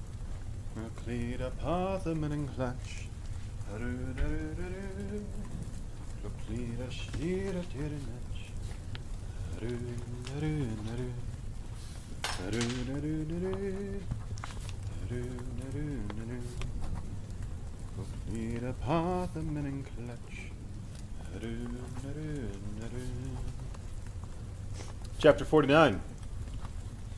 Had to go from the park to here because the battery ran out of my recording device. So here we are.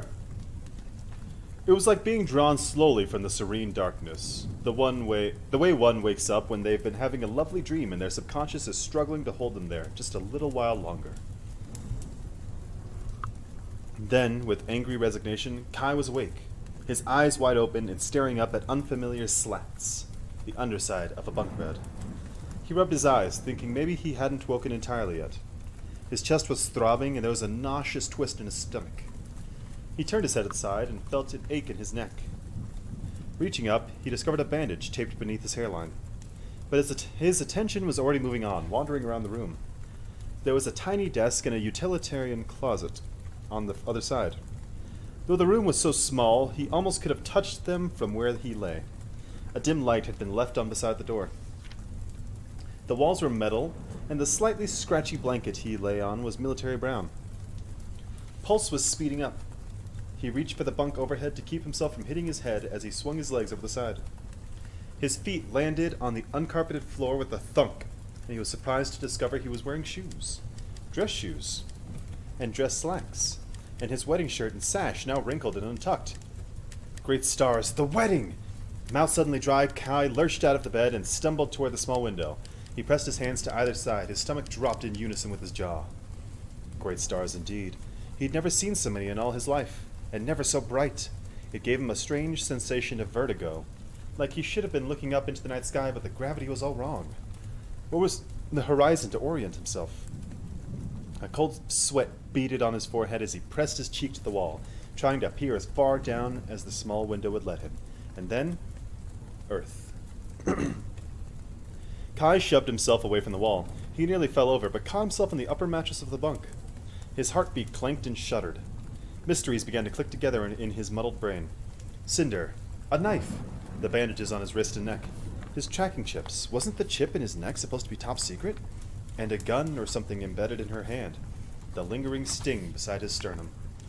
Had she shot him? Raking a hand through his hair, he turned and wrenched open the door. He found himself in a narrow hallway, more brightly lit than the room had been. At the far end, it opened up into a kitchen of sorts. He could hear voices coming from the other direction. Pulling his shoulders back, he marched toward them.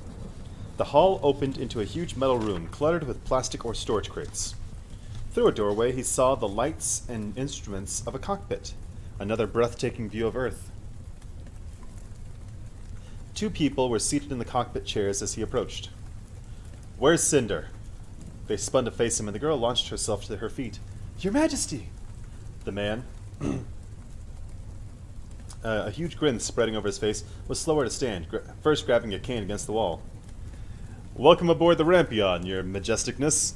Captain Carswell Thorne, at your service. He bowed. Kai scowled. Yeah, I recognize you. You do? The man's smile grew wider, and he nudged the girl with his elbow. He recognizes me. Where's Cinder? The girl swayed nervously on her heels. I believe she's in the pod ship dock, Your Majesty. Kai turned and marched out toward the cargo bay and yelped. Another man was sitting cross-legged on top of a packing crate, shirtless, with a needle in one hand, a thread in his mouth, and a pile of bloodied bandages beside him. His torso was marred by numerous wounds and scars, both old and new. He had a black tattoo stamped on his left arm. Pulling the needle through the gash on his chest, he let the thread drop from his mouth and nodded. Your Majesty.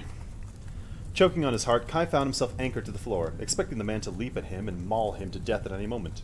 He hadn't yet seen one of the Queen's wolf soldiers in person, but he'd seen plenty of vids. He knew how fast they were, how deadly. But after an awkward, silent moment, the man simply returned to his attention to his wound. Your Majesty? Starting, he whipped his gaze back to the blonde girl. Would you like me to take you to the pod ship dock? He forced his hands to unclench, reminding himself that he was the ruler of the Eastern Commonwealth and would behave accordingly, even among criminals and monsters. Thank you, he gasped. That would be appreciated. Break. Cinder chewed on her lower lip while she twisted the wires together, fastening them with a wire connector. All right, try that. Aiko, flat on her back, cast her gaze downward, then tilted her head to her left. Her eyes brightened, and she tried to the right, daring to test the full range of motion. She beamed. It works! Cinder tapped her chin with the end of the fuse pullers. There's still a little bend in that third vertebrae, but there's nothing I can do about it now. We'll just have to wait until we can find a replacement piece. Try your fingers again? Aiko wiggled her fingers, then her toes. She lifted her legs until they were perpendicular to the floor, and kept going so that she was practically kissing her knees. Letting out a yelp of delight, she flipped forward, using the momentum to spring up onto her feet. It works! It all works! Aiko, knock it off! Cinder scrambled up beside her. I still need to... Before she could finish, Aiko pulled her against her bosom, squeezing and swaying and trembling with joy. An android, trembling with joy. You're the best mechanic an android can ask for! Say that when you don't have an enormous gaping hole in your throat, Cinder said, prying herself out of her embrace. Aiko checked her reflection in the window of the pod ship and flinched. The paneling from the top of her throat to her sternum was flayed open to give Cinder access to her internal workings. Her central processor, wiring, and mobility mechanics were on full display. "Oh, yuck!" said Aiko, trying to cover the hole with both hands. "I hate when my wiring is showing." "I know the feeling." Cinder pulled a pair of pliers off the wall's magnetic strip. "Come here. I'll see if I can bend some of that external paneling back into place. A lot of your skin fibers are beyond repair, so it's not going to be perfect, but it's all I can do right now. You might have to wear turtlenecks for a while." Sighing, Aiko came to stand beside Cinder. "Figures that as soon as Captain Thorn brings home this marvelous body for me, those stupid Lunars go and ruin everything." Cinder smirked. "Stop talking for a minute while I do this." Aiko impatiently tapped her fingers against her hips while Cinder warped the external paneling into something that resembled the shape of a clavicle. Behind her, the door hummed open. "Here she is, Your Majesty." Cinder stiffened, the pliers still clamped onto Aiko's paneling. She heard footsteps, and then Aiko screeched and shoved Cinder and her tool away. "Don't let him see me this way!" she yelled, diving behind the pod ship. Gulping, Cinder tucked the pliers back into her back pocket, and slowly turned around. Kai's gaze was dark as it swooped over to to the pod ship, and Aiko's legs beneath it, to the tool chests and power cords fastened to the walls, before landing on Cinder again. Cress and Thorn hovered curiously by the door. "You're awake," she stammered, then realizing that was a stupid thing to say, she attempted to stand straighter. "How do you feel?" "Kidnapped. How should I feel?" She rubbed her wrist, tempted to call up a glamour to disguise her cyborg hand, which was also stupid, of course, and besides, it was something Lavana would have done. "I was hoping maybe you'd feel well rested," she said, attempting a weak smile. She was met with no reaction, no smile, no chuckle, not even a flicker of humor. She pressed her lips together. "We need to talk," said Kai. Thorn let out a slow whistle. "Yeah, no one likes..." Let me try that again. "No one ever likes to hear those words." Cinder glared at him. "Thorn, why don't you go give Aiko a tutorial with the cockpit controls?" Excellent idea," Cress chirped, nudging Thorn back out the door. "Come on, Aiko." Aiko was still hiding, hugging herself self-consciously. "Is he looking?" Kai raised an eyebrow. "He's not looking," said Cinder. A hesitation. "Are you sure?" Cinder gestured exasperately at Kai. "You're not looking." He cast his eyes to the ceiling. "Oh, for all the stars." Crossing his arms, then turned his back on them. Cinder waved at Aiko. "All clear. We'll finish that up later." Braids bouncing, Aiko darted to join Cress and Thorn in the hallway. "I'm so happy to see you all right, Your Majesty," she called to his back. As the door slipped shut, Aiko flashed Cinder an encouraging thumbs up, and then they were alone. "I can't believe you kidnapped me!" Kai yelled, spinning back to face her before Cinder could brace herself. "We're on a spaceship, Cinder! In space!" He pointed at the wall. It wasn't actually an exterior wall, but Cinder didn't feel the need to point that out.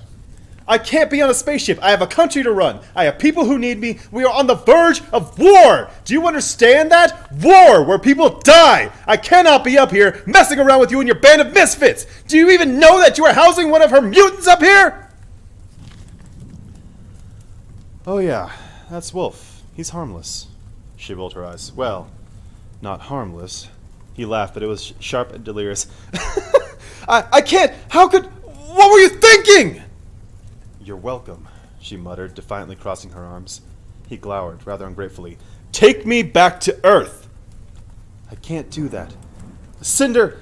He huffed, reconsidered, softened just a bit. The change put an instant dent in Cinder's defenses, prompting a strange tingle behind her ribcage. She dug her fingertips into her elbows. "As someone who understands why you did this and admires your ability to actually accomplish it, I am pleading with you, Cinder. Please, take me back." She filled up her lungs. "No." The softness was gone instantly. Tipping his head back, Kai strung both hands through his hair. It surprised her how familiar the gesture was. When did you become so frustrating? She scuffed the toe of her boot against the floor. Fine. As your emperor, I command you to return me to Earth. Immediately! Cinder rocked on her heels. Kai, your majesty, you may recall that I'm lunar, and lunars are forbidden from being granted citizenship in the Eastern Commonwealth. Therefore, you're no longer my emperor. This isn't a joke! She was surprised at how the word stung. Like before, in the palace, indignation reared up fast and burning. You have no idea how seriously I am taking this. Are you? Do you even know what the consequences are for going to be for doing what you... Yeah, fucking shit. I can't even get upset because, like, Kai would be tripping over his words when it happens, so... But... Are you? Do you even know what the consequences are going to be for what you've done? Yes, actually. I know this is a war. I am aware that more people are going to die before this is over. But we didn't have a choice. Your choice was to stay out of the way! Your choice was to do nothing! This is my job, my responsibility. I'm the emperor, let me handle it! By letting you marry her? That's handling it? It's my decision. It's a stupid one! Kai spun away, his hands clawed into his hair. Whatever product he had been using to style it for the wedding was making it messier than usual. And stars, he looked good. Cinder smothered the thought, annoyed with herself. Please, he said, his tone strained as he faced her again. Please tell me this isn't some petty act of jealousy. Please tell me this isn't all because I asked you to the ball, or that time in the elevator, or... Oh, you can't be serious. I hope you don't really think so little of me. You shot me, Cinder. Then you kidnapped me. I honestly don't know what to think. Well, believe it or not, we didn't just do this for you. We're trying to save the whole world from your power-crazy fiancé. I refuse to let Levana become empress. I refuse to give her free reign over the Commonwealth, but we need more time. More time for what? All you've done is make her angrier, so that when she retaliates, her wrath is going to be that much worse. Was that a part of your master plan, or are you making this up as you go along? Cinder's blood began to boil, and she desperately wished she could tell him that yes, of course they had a grand master plan that was guaranteed to work. Guaranteed to rid them all of Queen Levana and her tyranny forever. But there was no guarantee. Only a string of hope, and the knowledge that losing wasn't an option. She swallowed hard. I have a plan to end this for good, but I need your help. Kai pinched the bridge of his nose. Cinder, I hate Levana as much as you do, but she's the one pulling the strings here. She has this army. It's like nothing I've ever seen before. Those little skirmishes that killed 16,000 people a couple weeks ago? Laughable compared to what she's really capable of. Plus she has an antidote to letumosis, and we desperately need it. You know how much we need it. So while the idea of marrying Levana and crowning her empress makes me want to gouge out my own eyes, I don't have a choice. Gouge out your own eyes? She said softly. She could make you do that, you know. His expression darkened. So could you, I'm told. She looked away. Kai, your majesty. He waved his arms through the air. Kai is fine. I don't care. Cinder pressed her lips. It felt like a victory, but an unearned one. You have to trust me. We can defeat her. I know we can. How? Even if, let's say you did. Let's say you even managed to kill her. There's still a whole posse of thaumaturges ready to take her place. And from what I've seen, they're not much better. We'll choose the person to replace her. We already have her replacement, actually. He snickered. Ah, I see. Because you think the learner people will just bow to anyone. Unless... He trailed off, eyes widening, and for a moment his anger was gone. Wait. You don't mean... She looked at the floor. He took a single step toward her. Did you find her? Princess Celine? Is that what this is all about? Cinder took the pliers out of her pocket, needing something to fiddle with while her nerves sparked and sputtered. She remembered that her metal hand was still bare, but Kai hadn't glanced at it once through the whole argument. Cinder?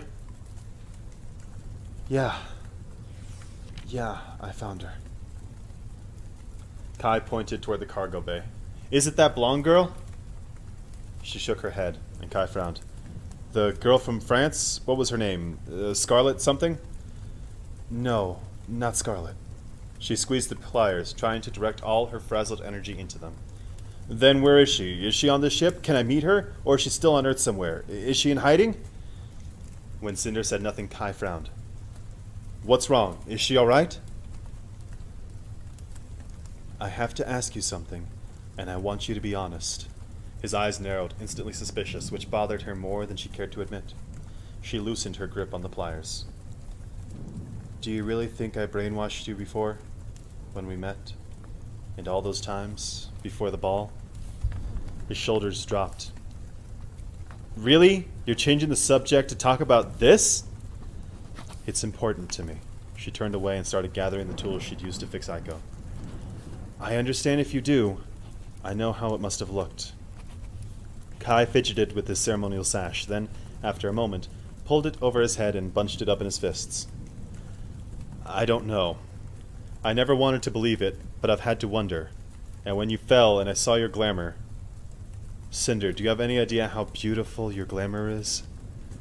Cinder cringed, knowing that he didn't mean it as a compliment. Painful to look at were the words he'd used at the time. No, she said, distracting herself by returning each tool to its designated place on the magnetic wall. I can't see it. Well, it was a lot to take in that night. But then, Levana has manipulated me plenty of times, so I know what it feels like. And it never felt like that with you. She released the last tool. Of course, the media wants to think that's what happened. It would be convenient. Right. She glanced at him over her shoulder. A convenient excuse for inviting a cyborg to the ball. He blinked. For inviting a lunar to the ball. The knot that had been tied up in her stomach for weeks began to unravel, just a little. Not that it makes a difference what I say, but... Oh, sorry. Not that it makes a difference what I say, but I never did. Manipulate you, I mean. And I never will. She hesitated. It was a promise that she didn't know if she'd be able to keep. Not if he'd agreed to help them. And I did try to tell you about being cyborg. I mean, kind of. I'm sure I considered it at least twice. Kai started to shake his head, and she held her breath. No, you were right before. If you'd told me, I probably never would have spoken to you again. He stared down at the sash twisted between his fists. Although, I like to think I would act differently now. He met her gaze and she noticed, with a start, that his ears had gone pink, and then his lips quivered into the faintest of smiles. It was the smile she'd been waiting for. It didn't last long. Cinder, look, I'm glad I'm not married right now, but this was still a huge mistake. I can't risk angering Levana. Whatever you're planning, you have to leave me out of it. I can't. I need your help. He sighed, but it was shaky. She could tell his resolve was crumbling. You think Celine can overthrow her? Biting the inside of her cheek, she nodded. I do. Then I hope she intends to do it soon. Dragging her hands down to her sides, Cinder felt nervousness pressing against her ribcage. Kai, she might not be exactly what you were hoping for. I don't want you to be disappointed. I know you put a lot into trying to find her, and... Why? What's wrong with her? Cringing, she knotted her fingers together, metal and skin.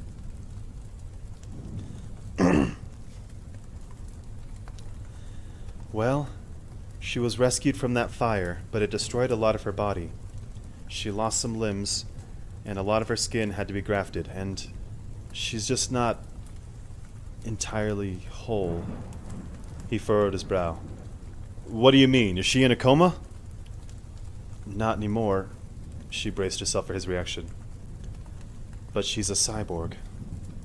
His eyes widened, but then his attention was darting around the room as though he couldn't look at Cinder while he adjusted to that information.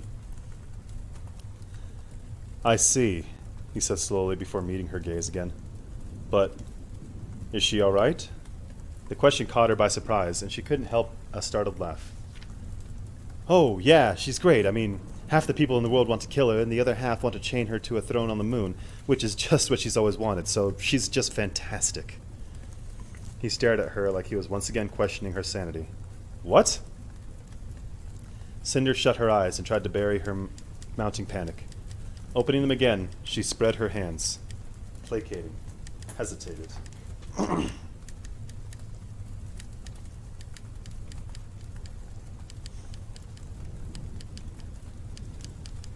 She looked at the ceiling, took in a breath, met his gaze again.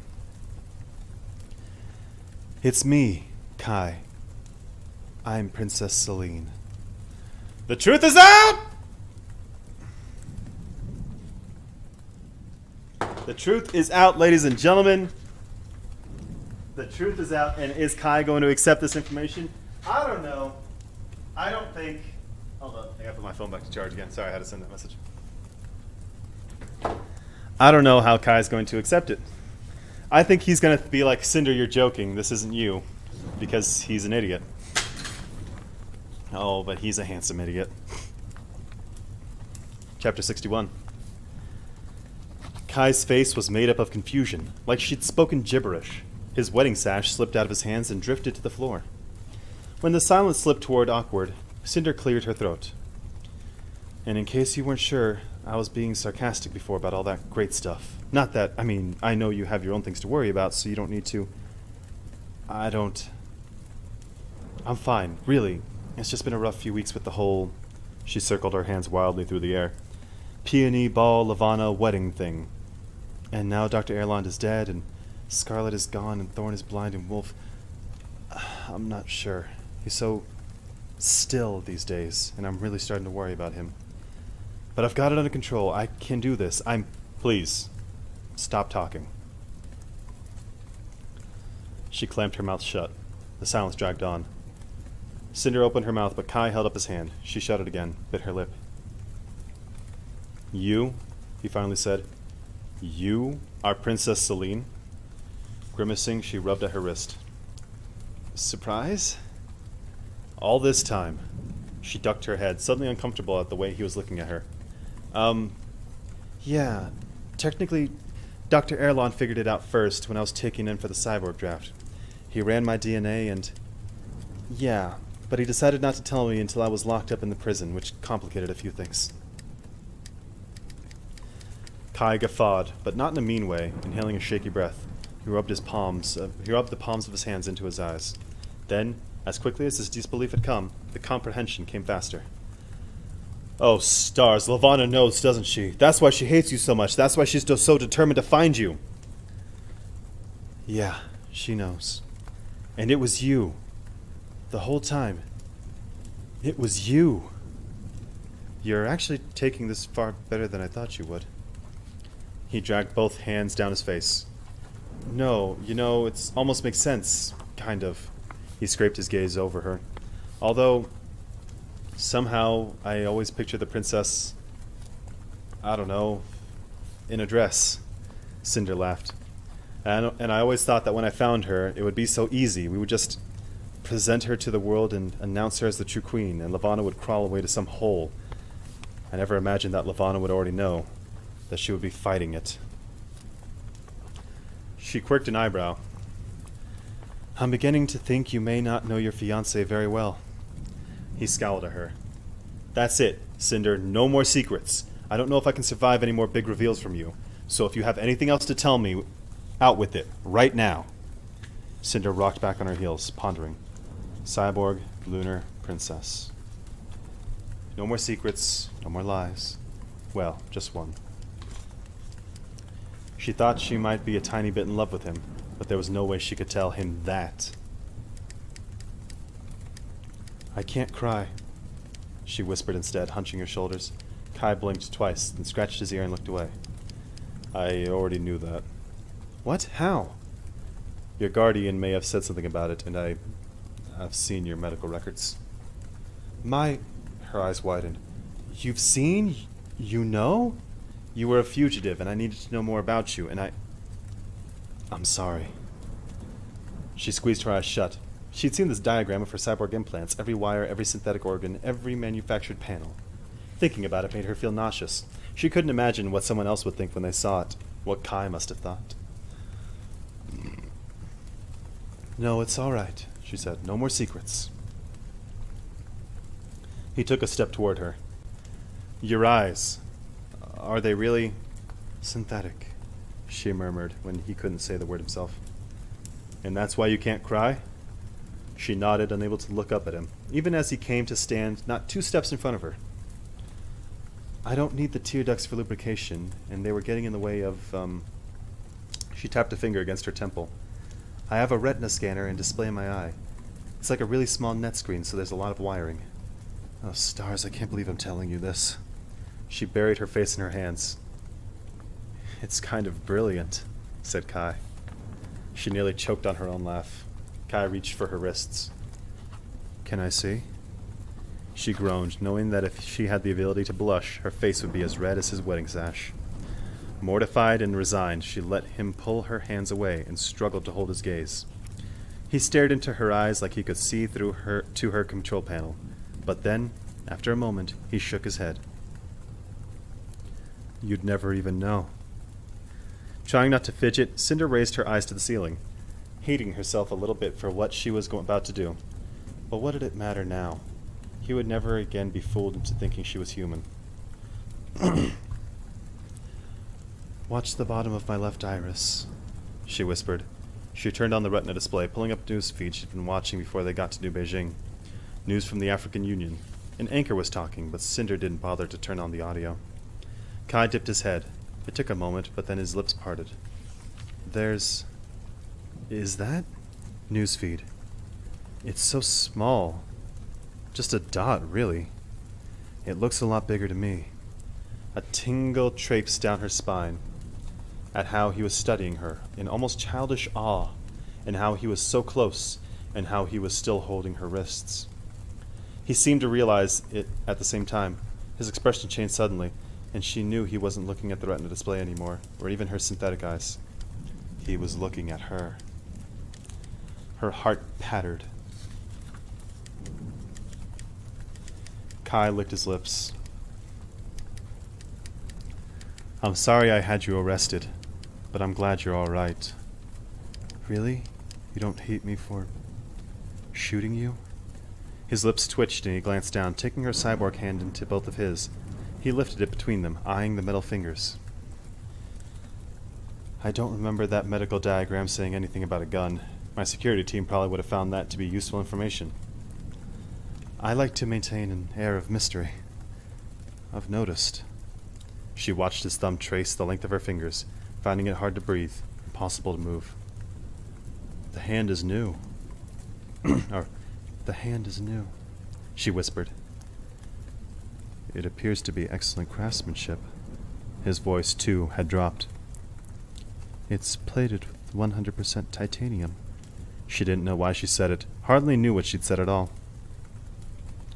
Bending his head, Kai pressed his lips to her knuckles. The plating had no nerve endings, and yet the touch sent a tingle of electricity along her arm.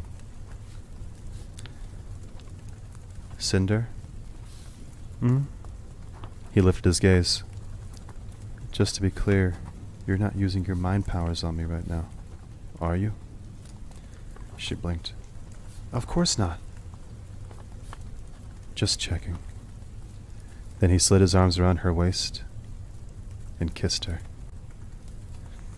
Cinder gasped, pressing her palms against his chest. Kai pulled her closer. Seconds later, her brain began registering all the new chemicals flooding her system. Increased levels of dopamine and endorphins, reduced amounts of cortisol, erratic pulse, rising blood pressure. Leaning into him, Cinder sent the messages away. Her hands tentatively made their way to his shoulders, before stringing around his neck. Then somewhere in the rush of sensations, Cinder's attention snagged on the retina display, alone against the darkness of her eyelids. At first it was only dim, annoyed awareness, but then Farafra, Lunar's massacre. Her eyes snapped open. She pulled herself away. Kai started, What? I'm sorry! She started to tremble, still focused on the news feed. A moment passed in which she was watching the feed with horror, and then Kai cleared his throat. His voice had gone heavy. No, no, I'm sorry. I shouldn't have. No! She grabbed his shirt before he could pull away from her. It's not. It's Lavana! His expression turned cold. She's retaliated. She's attacked! Cursing, she tore her hands away from Kai, covering her face while she digested the news. A swarm of lunar soldiers attacked the oasis town not 2 hours ago, before disappearing into the desert as fast as they'd come. They'd murdered both the civilians and the Commonwealth soldiers who had been sent to question them. Pictures flashed across the scene. Blood. So much blood. Cinder, where? Where did she strike? Africa. The town. She gulped. The people that helped us. Something snapped in her head, screaming. Cinder reached for the strip of tools, seized a wrench, and threw it at the far wall. It clattered ominously to the floor. She grabbed a screwdriver next, but Kai just as quickly lifted it from her hand. Has she put forth any demands? He said, absurdly calm. She clenched her empty fists. I don't know. I just know that they're all dead. Because of me. Because they helped me. She fell into a crouch, covering her head. Her entire body was burning up with fury. At Lavana. But mostly at herself. At her own decisions. Because she'd known this would happen, she'd made the choice anyway. Cinder. This is my fault. A hand settled on her back. You didn't kill them. I might as well have. Did they know the risk they were taking when they helped you? The danger that they'd be in? She turned her head away from him. Maybe they did it because they believed in you. Because they thought the risk was worth it. Is this supposed to be helping? Cinder. You want to know another secret? The biggest secret? The biggest secret? She said, splaying her legs like a broken doll in front of her. I'm scared, Kai. I'm so scared. She thought it might feel better to say the words out loud, but instead they only made her feel pathetic and weak. She wrapped her arms around her waist. I'm scared of her and her army and what she can do, and everyone expects me to be so strong and brave, but I don't know what I'm doing. I have no idea how to overthrow her, and even if I succeed, I have no idea how to be queen. There's so many people relying on me, so many people who don't even know they're relying on me, and they're all dying, all because of some ridiculous fantasy that I can help them, that I can save them? But what if I can't? A headache began to throb against her temples, a reminder that she would be crying right now, if she were normal. Arms wrapped around her. Cinder pressed her face against his silk shirt. There was some sort of cologne or maybe soap there, so faint she hadn't picked up on it before. I know exactly how you feel, Kai said. She squeezed her eyes shut. Not exactly. I think pretty close. She shook her head. No, you don't understand. More than anything, I'm afraid that the more I fight her and the stronger I become, the more I'm turning into her. Sitting back on his heels, Kai pulled away just enough to look into her face without releasing her. You're not turning into Lavana. Are you sure about that? Because I manipulated your advisor today, and countless guards. I manipulated Wolf. I killed a police officer in France, and I would have killed more people if I had had to. People in your own military, and I don't even know if I would feel bad about it, because there were always ways to justify it. It's for the good of everyone, isn't it? Sacrifices have to be made. And then there are the mirrors, such a stupid, stupid thing, but I'm beginning to get it. Why she hates them so much. And then, she shuddered. Today, I tortured her thaumaturge. I didn't even just manipulate her, I tortured her. And I almost enjoyed it. Cinder, look at me. He cupped her face. I know you're scared, and you have every right to be, but you're not turning into Queen Lavana. You can't know that. But I do. She's my aunt, you know. He smoothed back her hair. Yeah, well, my grandfather signed the Cyborg Protection Act, and yet here we are. She bit her lip. Here they were. Now let's never talk about you being related to her again, because I'm technically still engaged to her, and that's really weird. Cinder couldn't help laughing, even exhaustedly, even just to cover up the screaming inside, as he bound her up in his arms again. Her headache began to fade, replaced with the strength of his heartbeat, and the way she almost felt delicate when she was pressed up against him like this. Almost fragile, almost safe, almost like a princess. You won't tell anyone, will you? She murmured. I won't. And if it turns out I make a terrible princess? He shrugged against her. The people of Luna don't need a princess. They need a revolutionary. Cinder furrowed her brow. A revolutionary. A revolutionary, she repeated. She liked that a lot better than princess. The door zipped open. Cinder and Kai jumped apart, Kai scrambling to his feet. Cress, breathless and flushed, paused in the doorway. I'm sorry, she said, but the news feeds... Lavana! I know, said Cinder, forcing herself to stand. I know about Farafara. Cress shook her head, wild-eyed. It isn't just Farafara. Their ships are swarming Earth. Every continent. Thousands of soldiers are invading the cities. Her other soldiers... She shuddered so hard she had to grasp the doorframe. They're like animals, like predators. What is Earth doing? Asked Kai, and Cinder recognized his leader voice. Are we defending ourselves? They're trying. All 6 countries have declared a state of war. Evacuations are being ordered. Military's assembling. All 6? Cress pushed her hair off her brow. Contorn has temporarily assumed the role of leader of the Commonwealth. Until your return. A heavy silence pressed against Cinder's chest, then Kai turned to face her. And she could feel the gravity of his emotions without looking at him. I think it's about time you told me about this plan, he said. Cinder curled her hands into tight fists. The possibility of their success had seemed so faint that she'd hardly considered what would come next. She'd hoped they would have some time. At least a day or two. But she saw now that there would be no respite. War had begun. You said yourself that the people of Luna need a revolutionary. She lifted her chin, holding his gaze. So I'm going to Luna, and I'm going to start a revolution.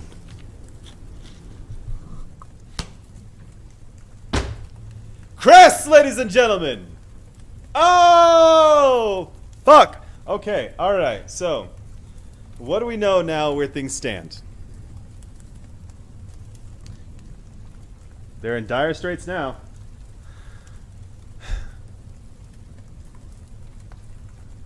Kai is aboard the Rampion with Cinder, Scarlet, or no, it was Cinder, Cress, Thorn, and Wolf. Scarlet is with Princess Winter, who will hopefully be an ally.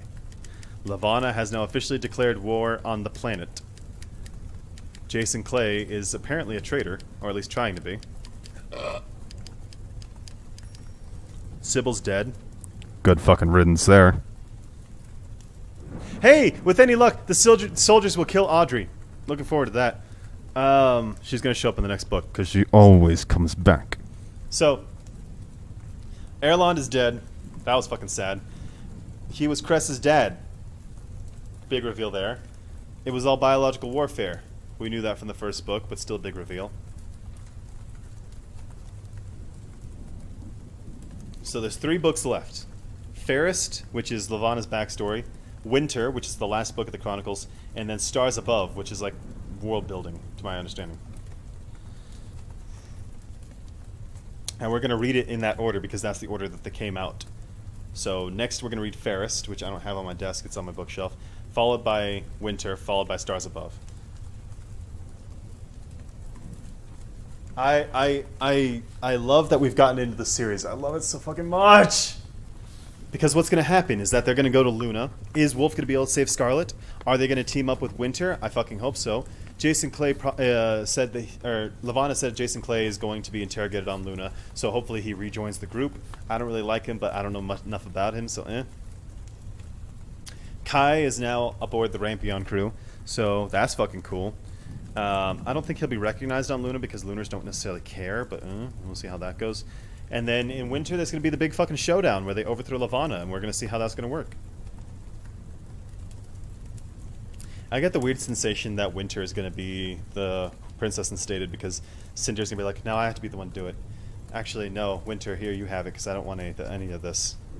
And then it's all coming together. The culmination, it is now war. And it all comes together in Winter. But we're not going to read Winter, we're going to read Fairest, because we got to know about Queen Lavana, because know your enemy, and I know my enemy is a bitch. So that's the whole fucking thing. Anyway, we're right there. We're right there. I will catch you guys on the next book. Next time, Fairest by Marissa Meyer. Fuck out of here, guys. I'll catch you next time.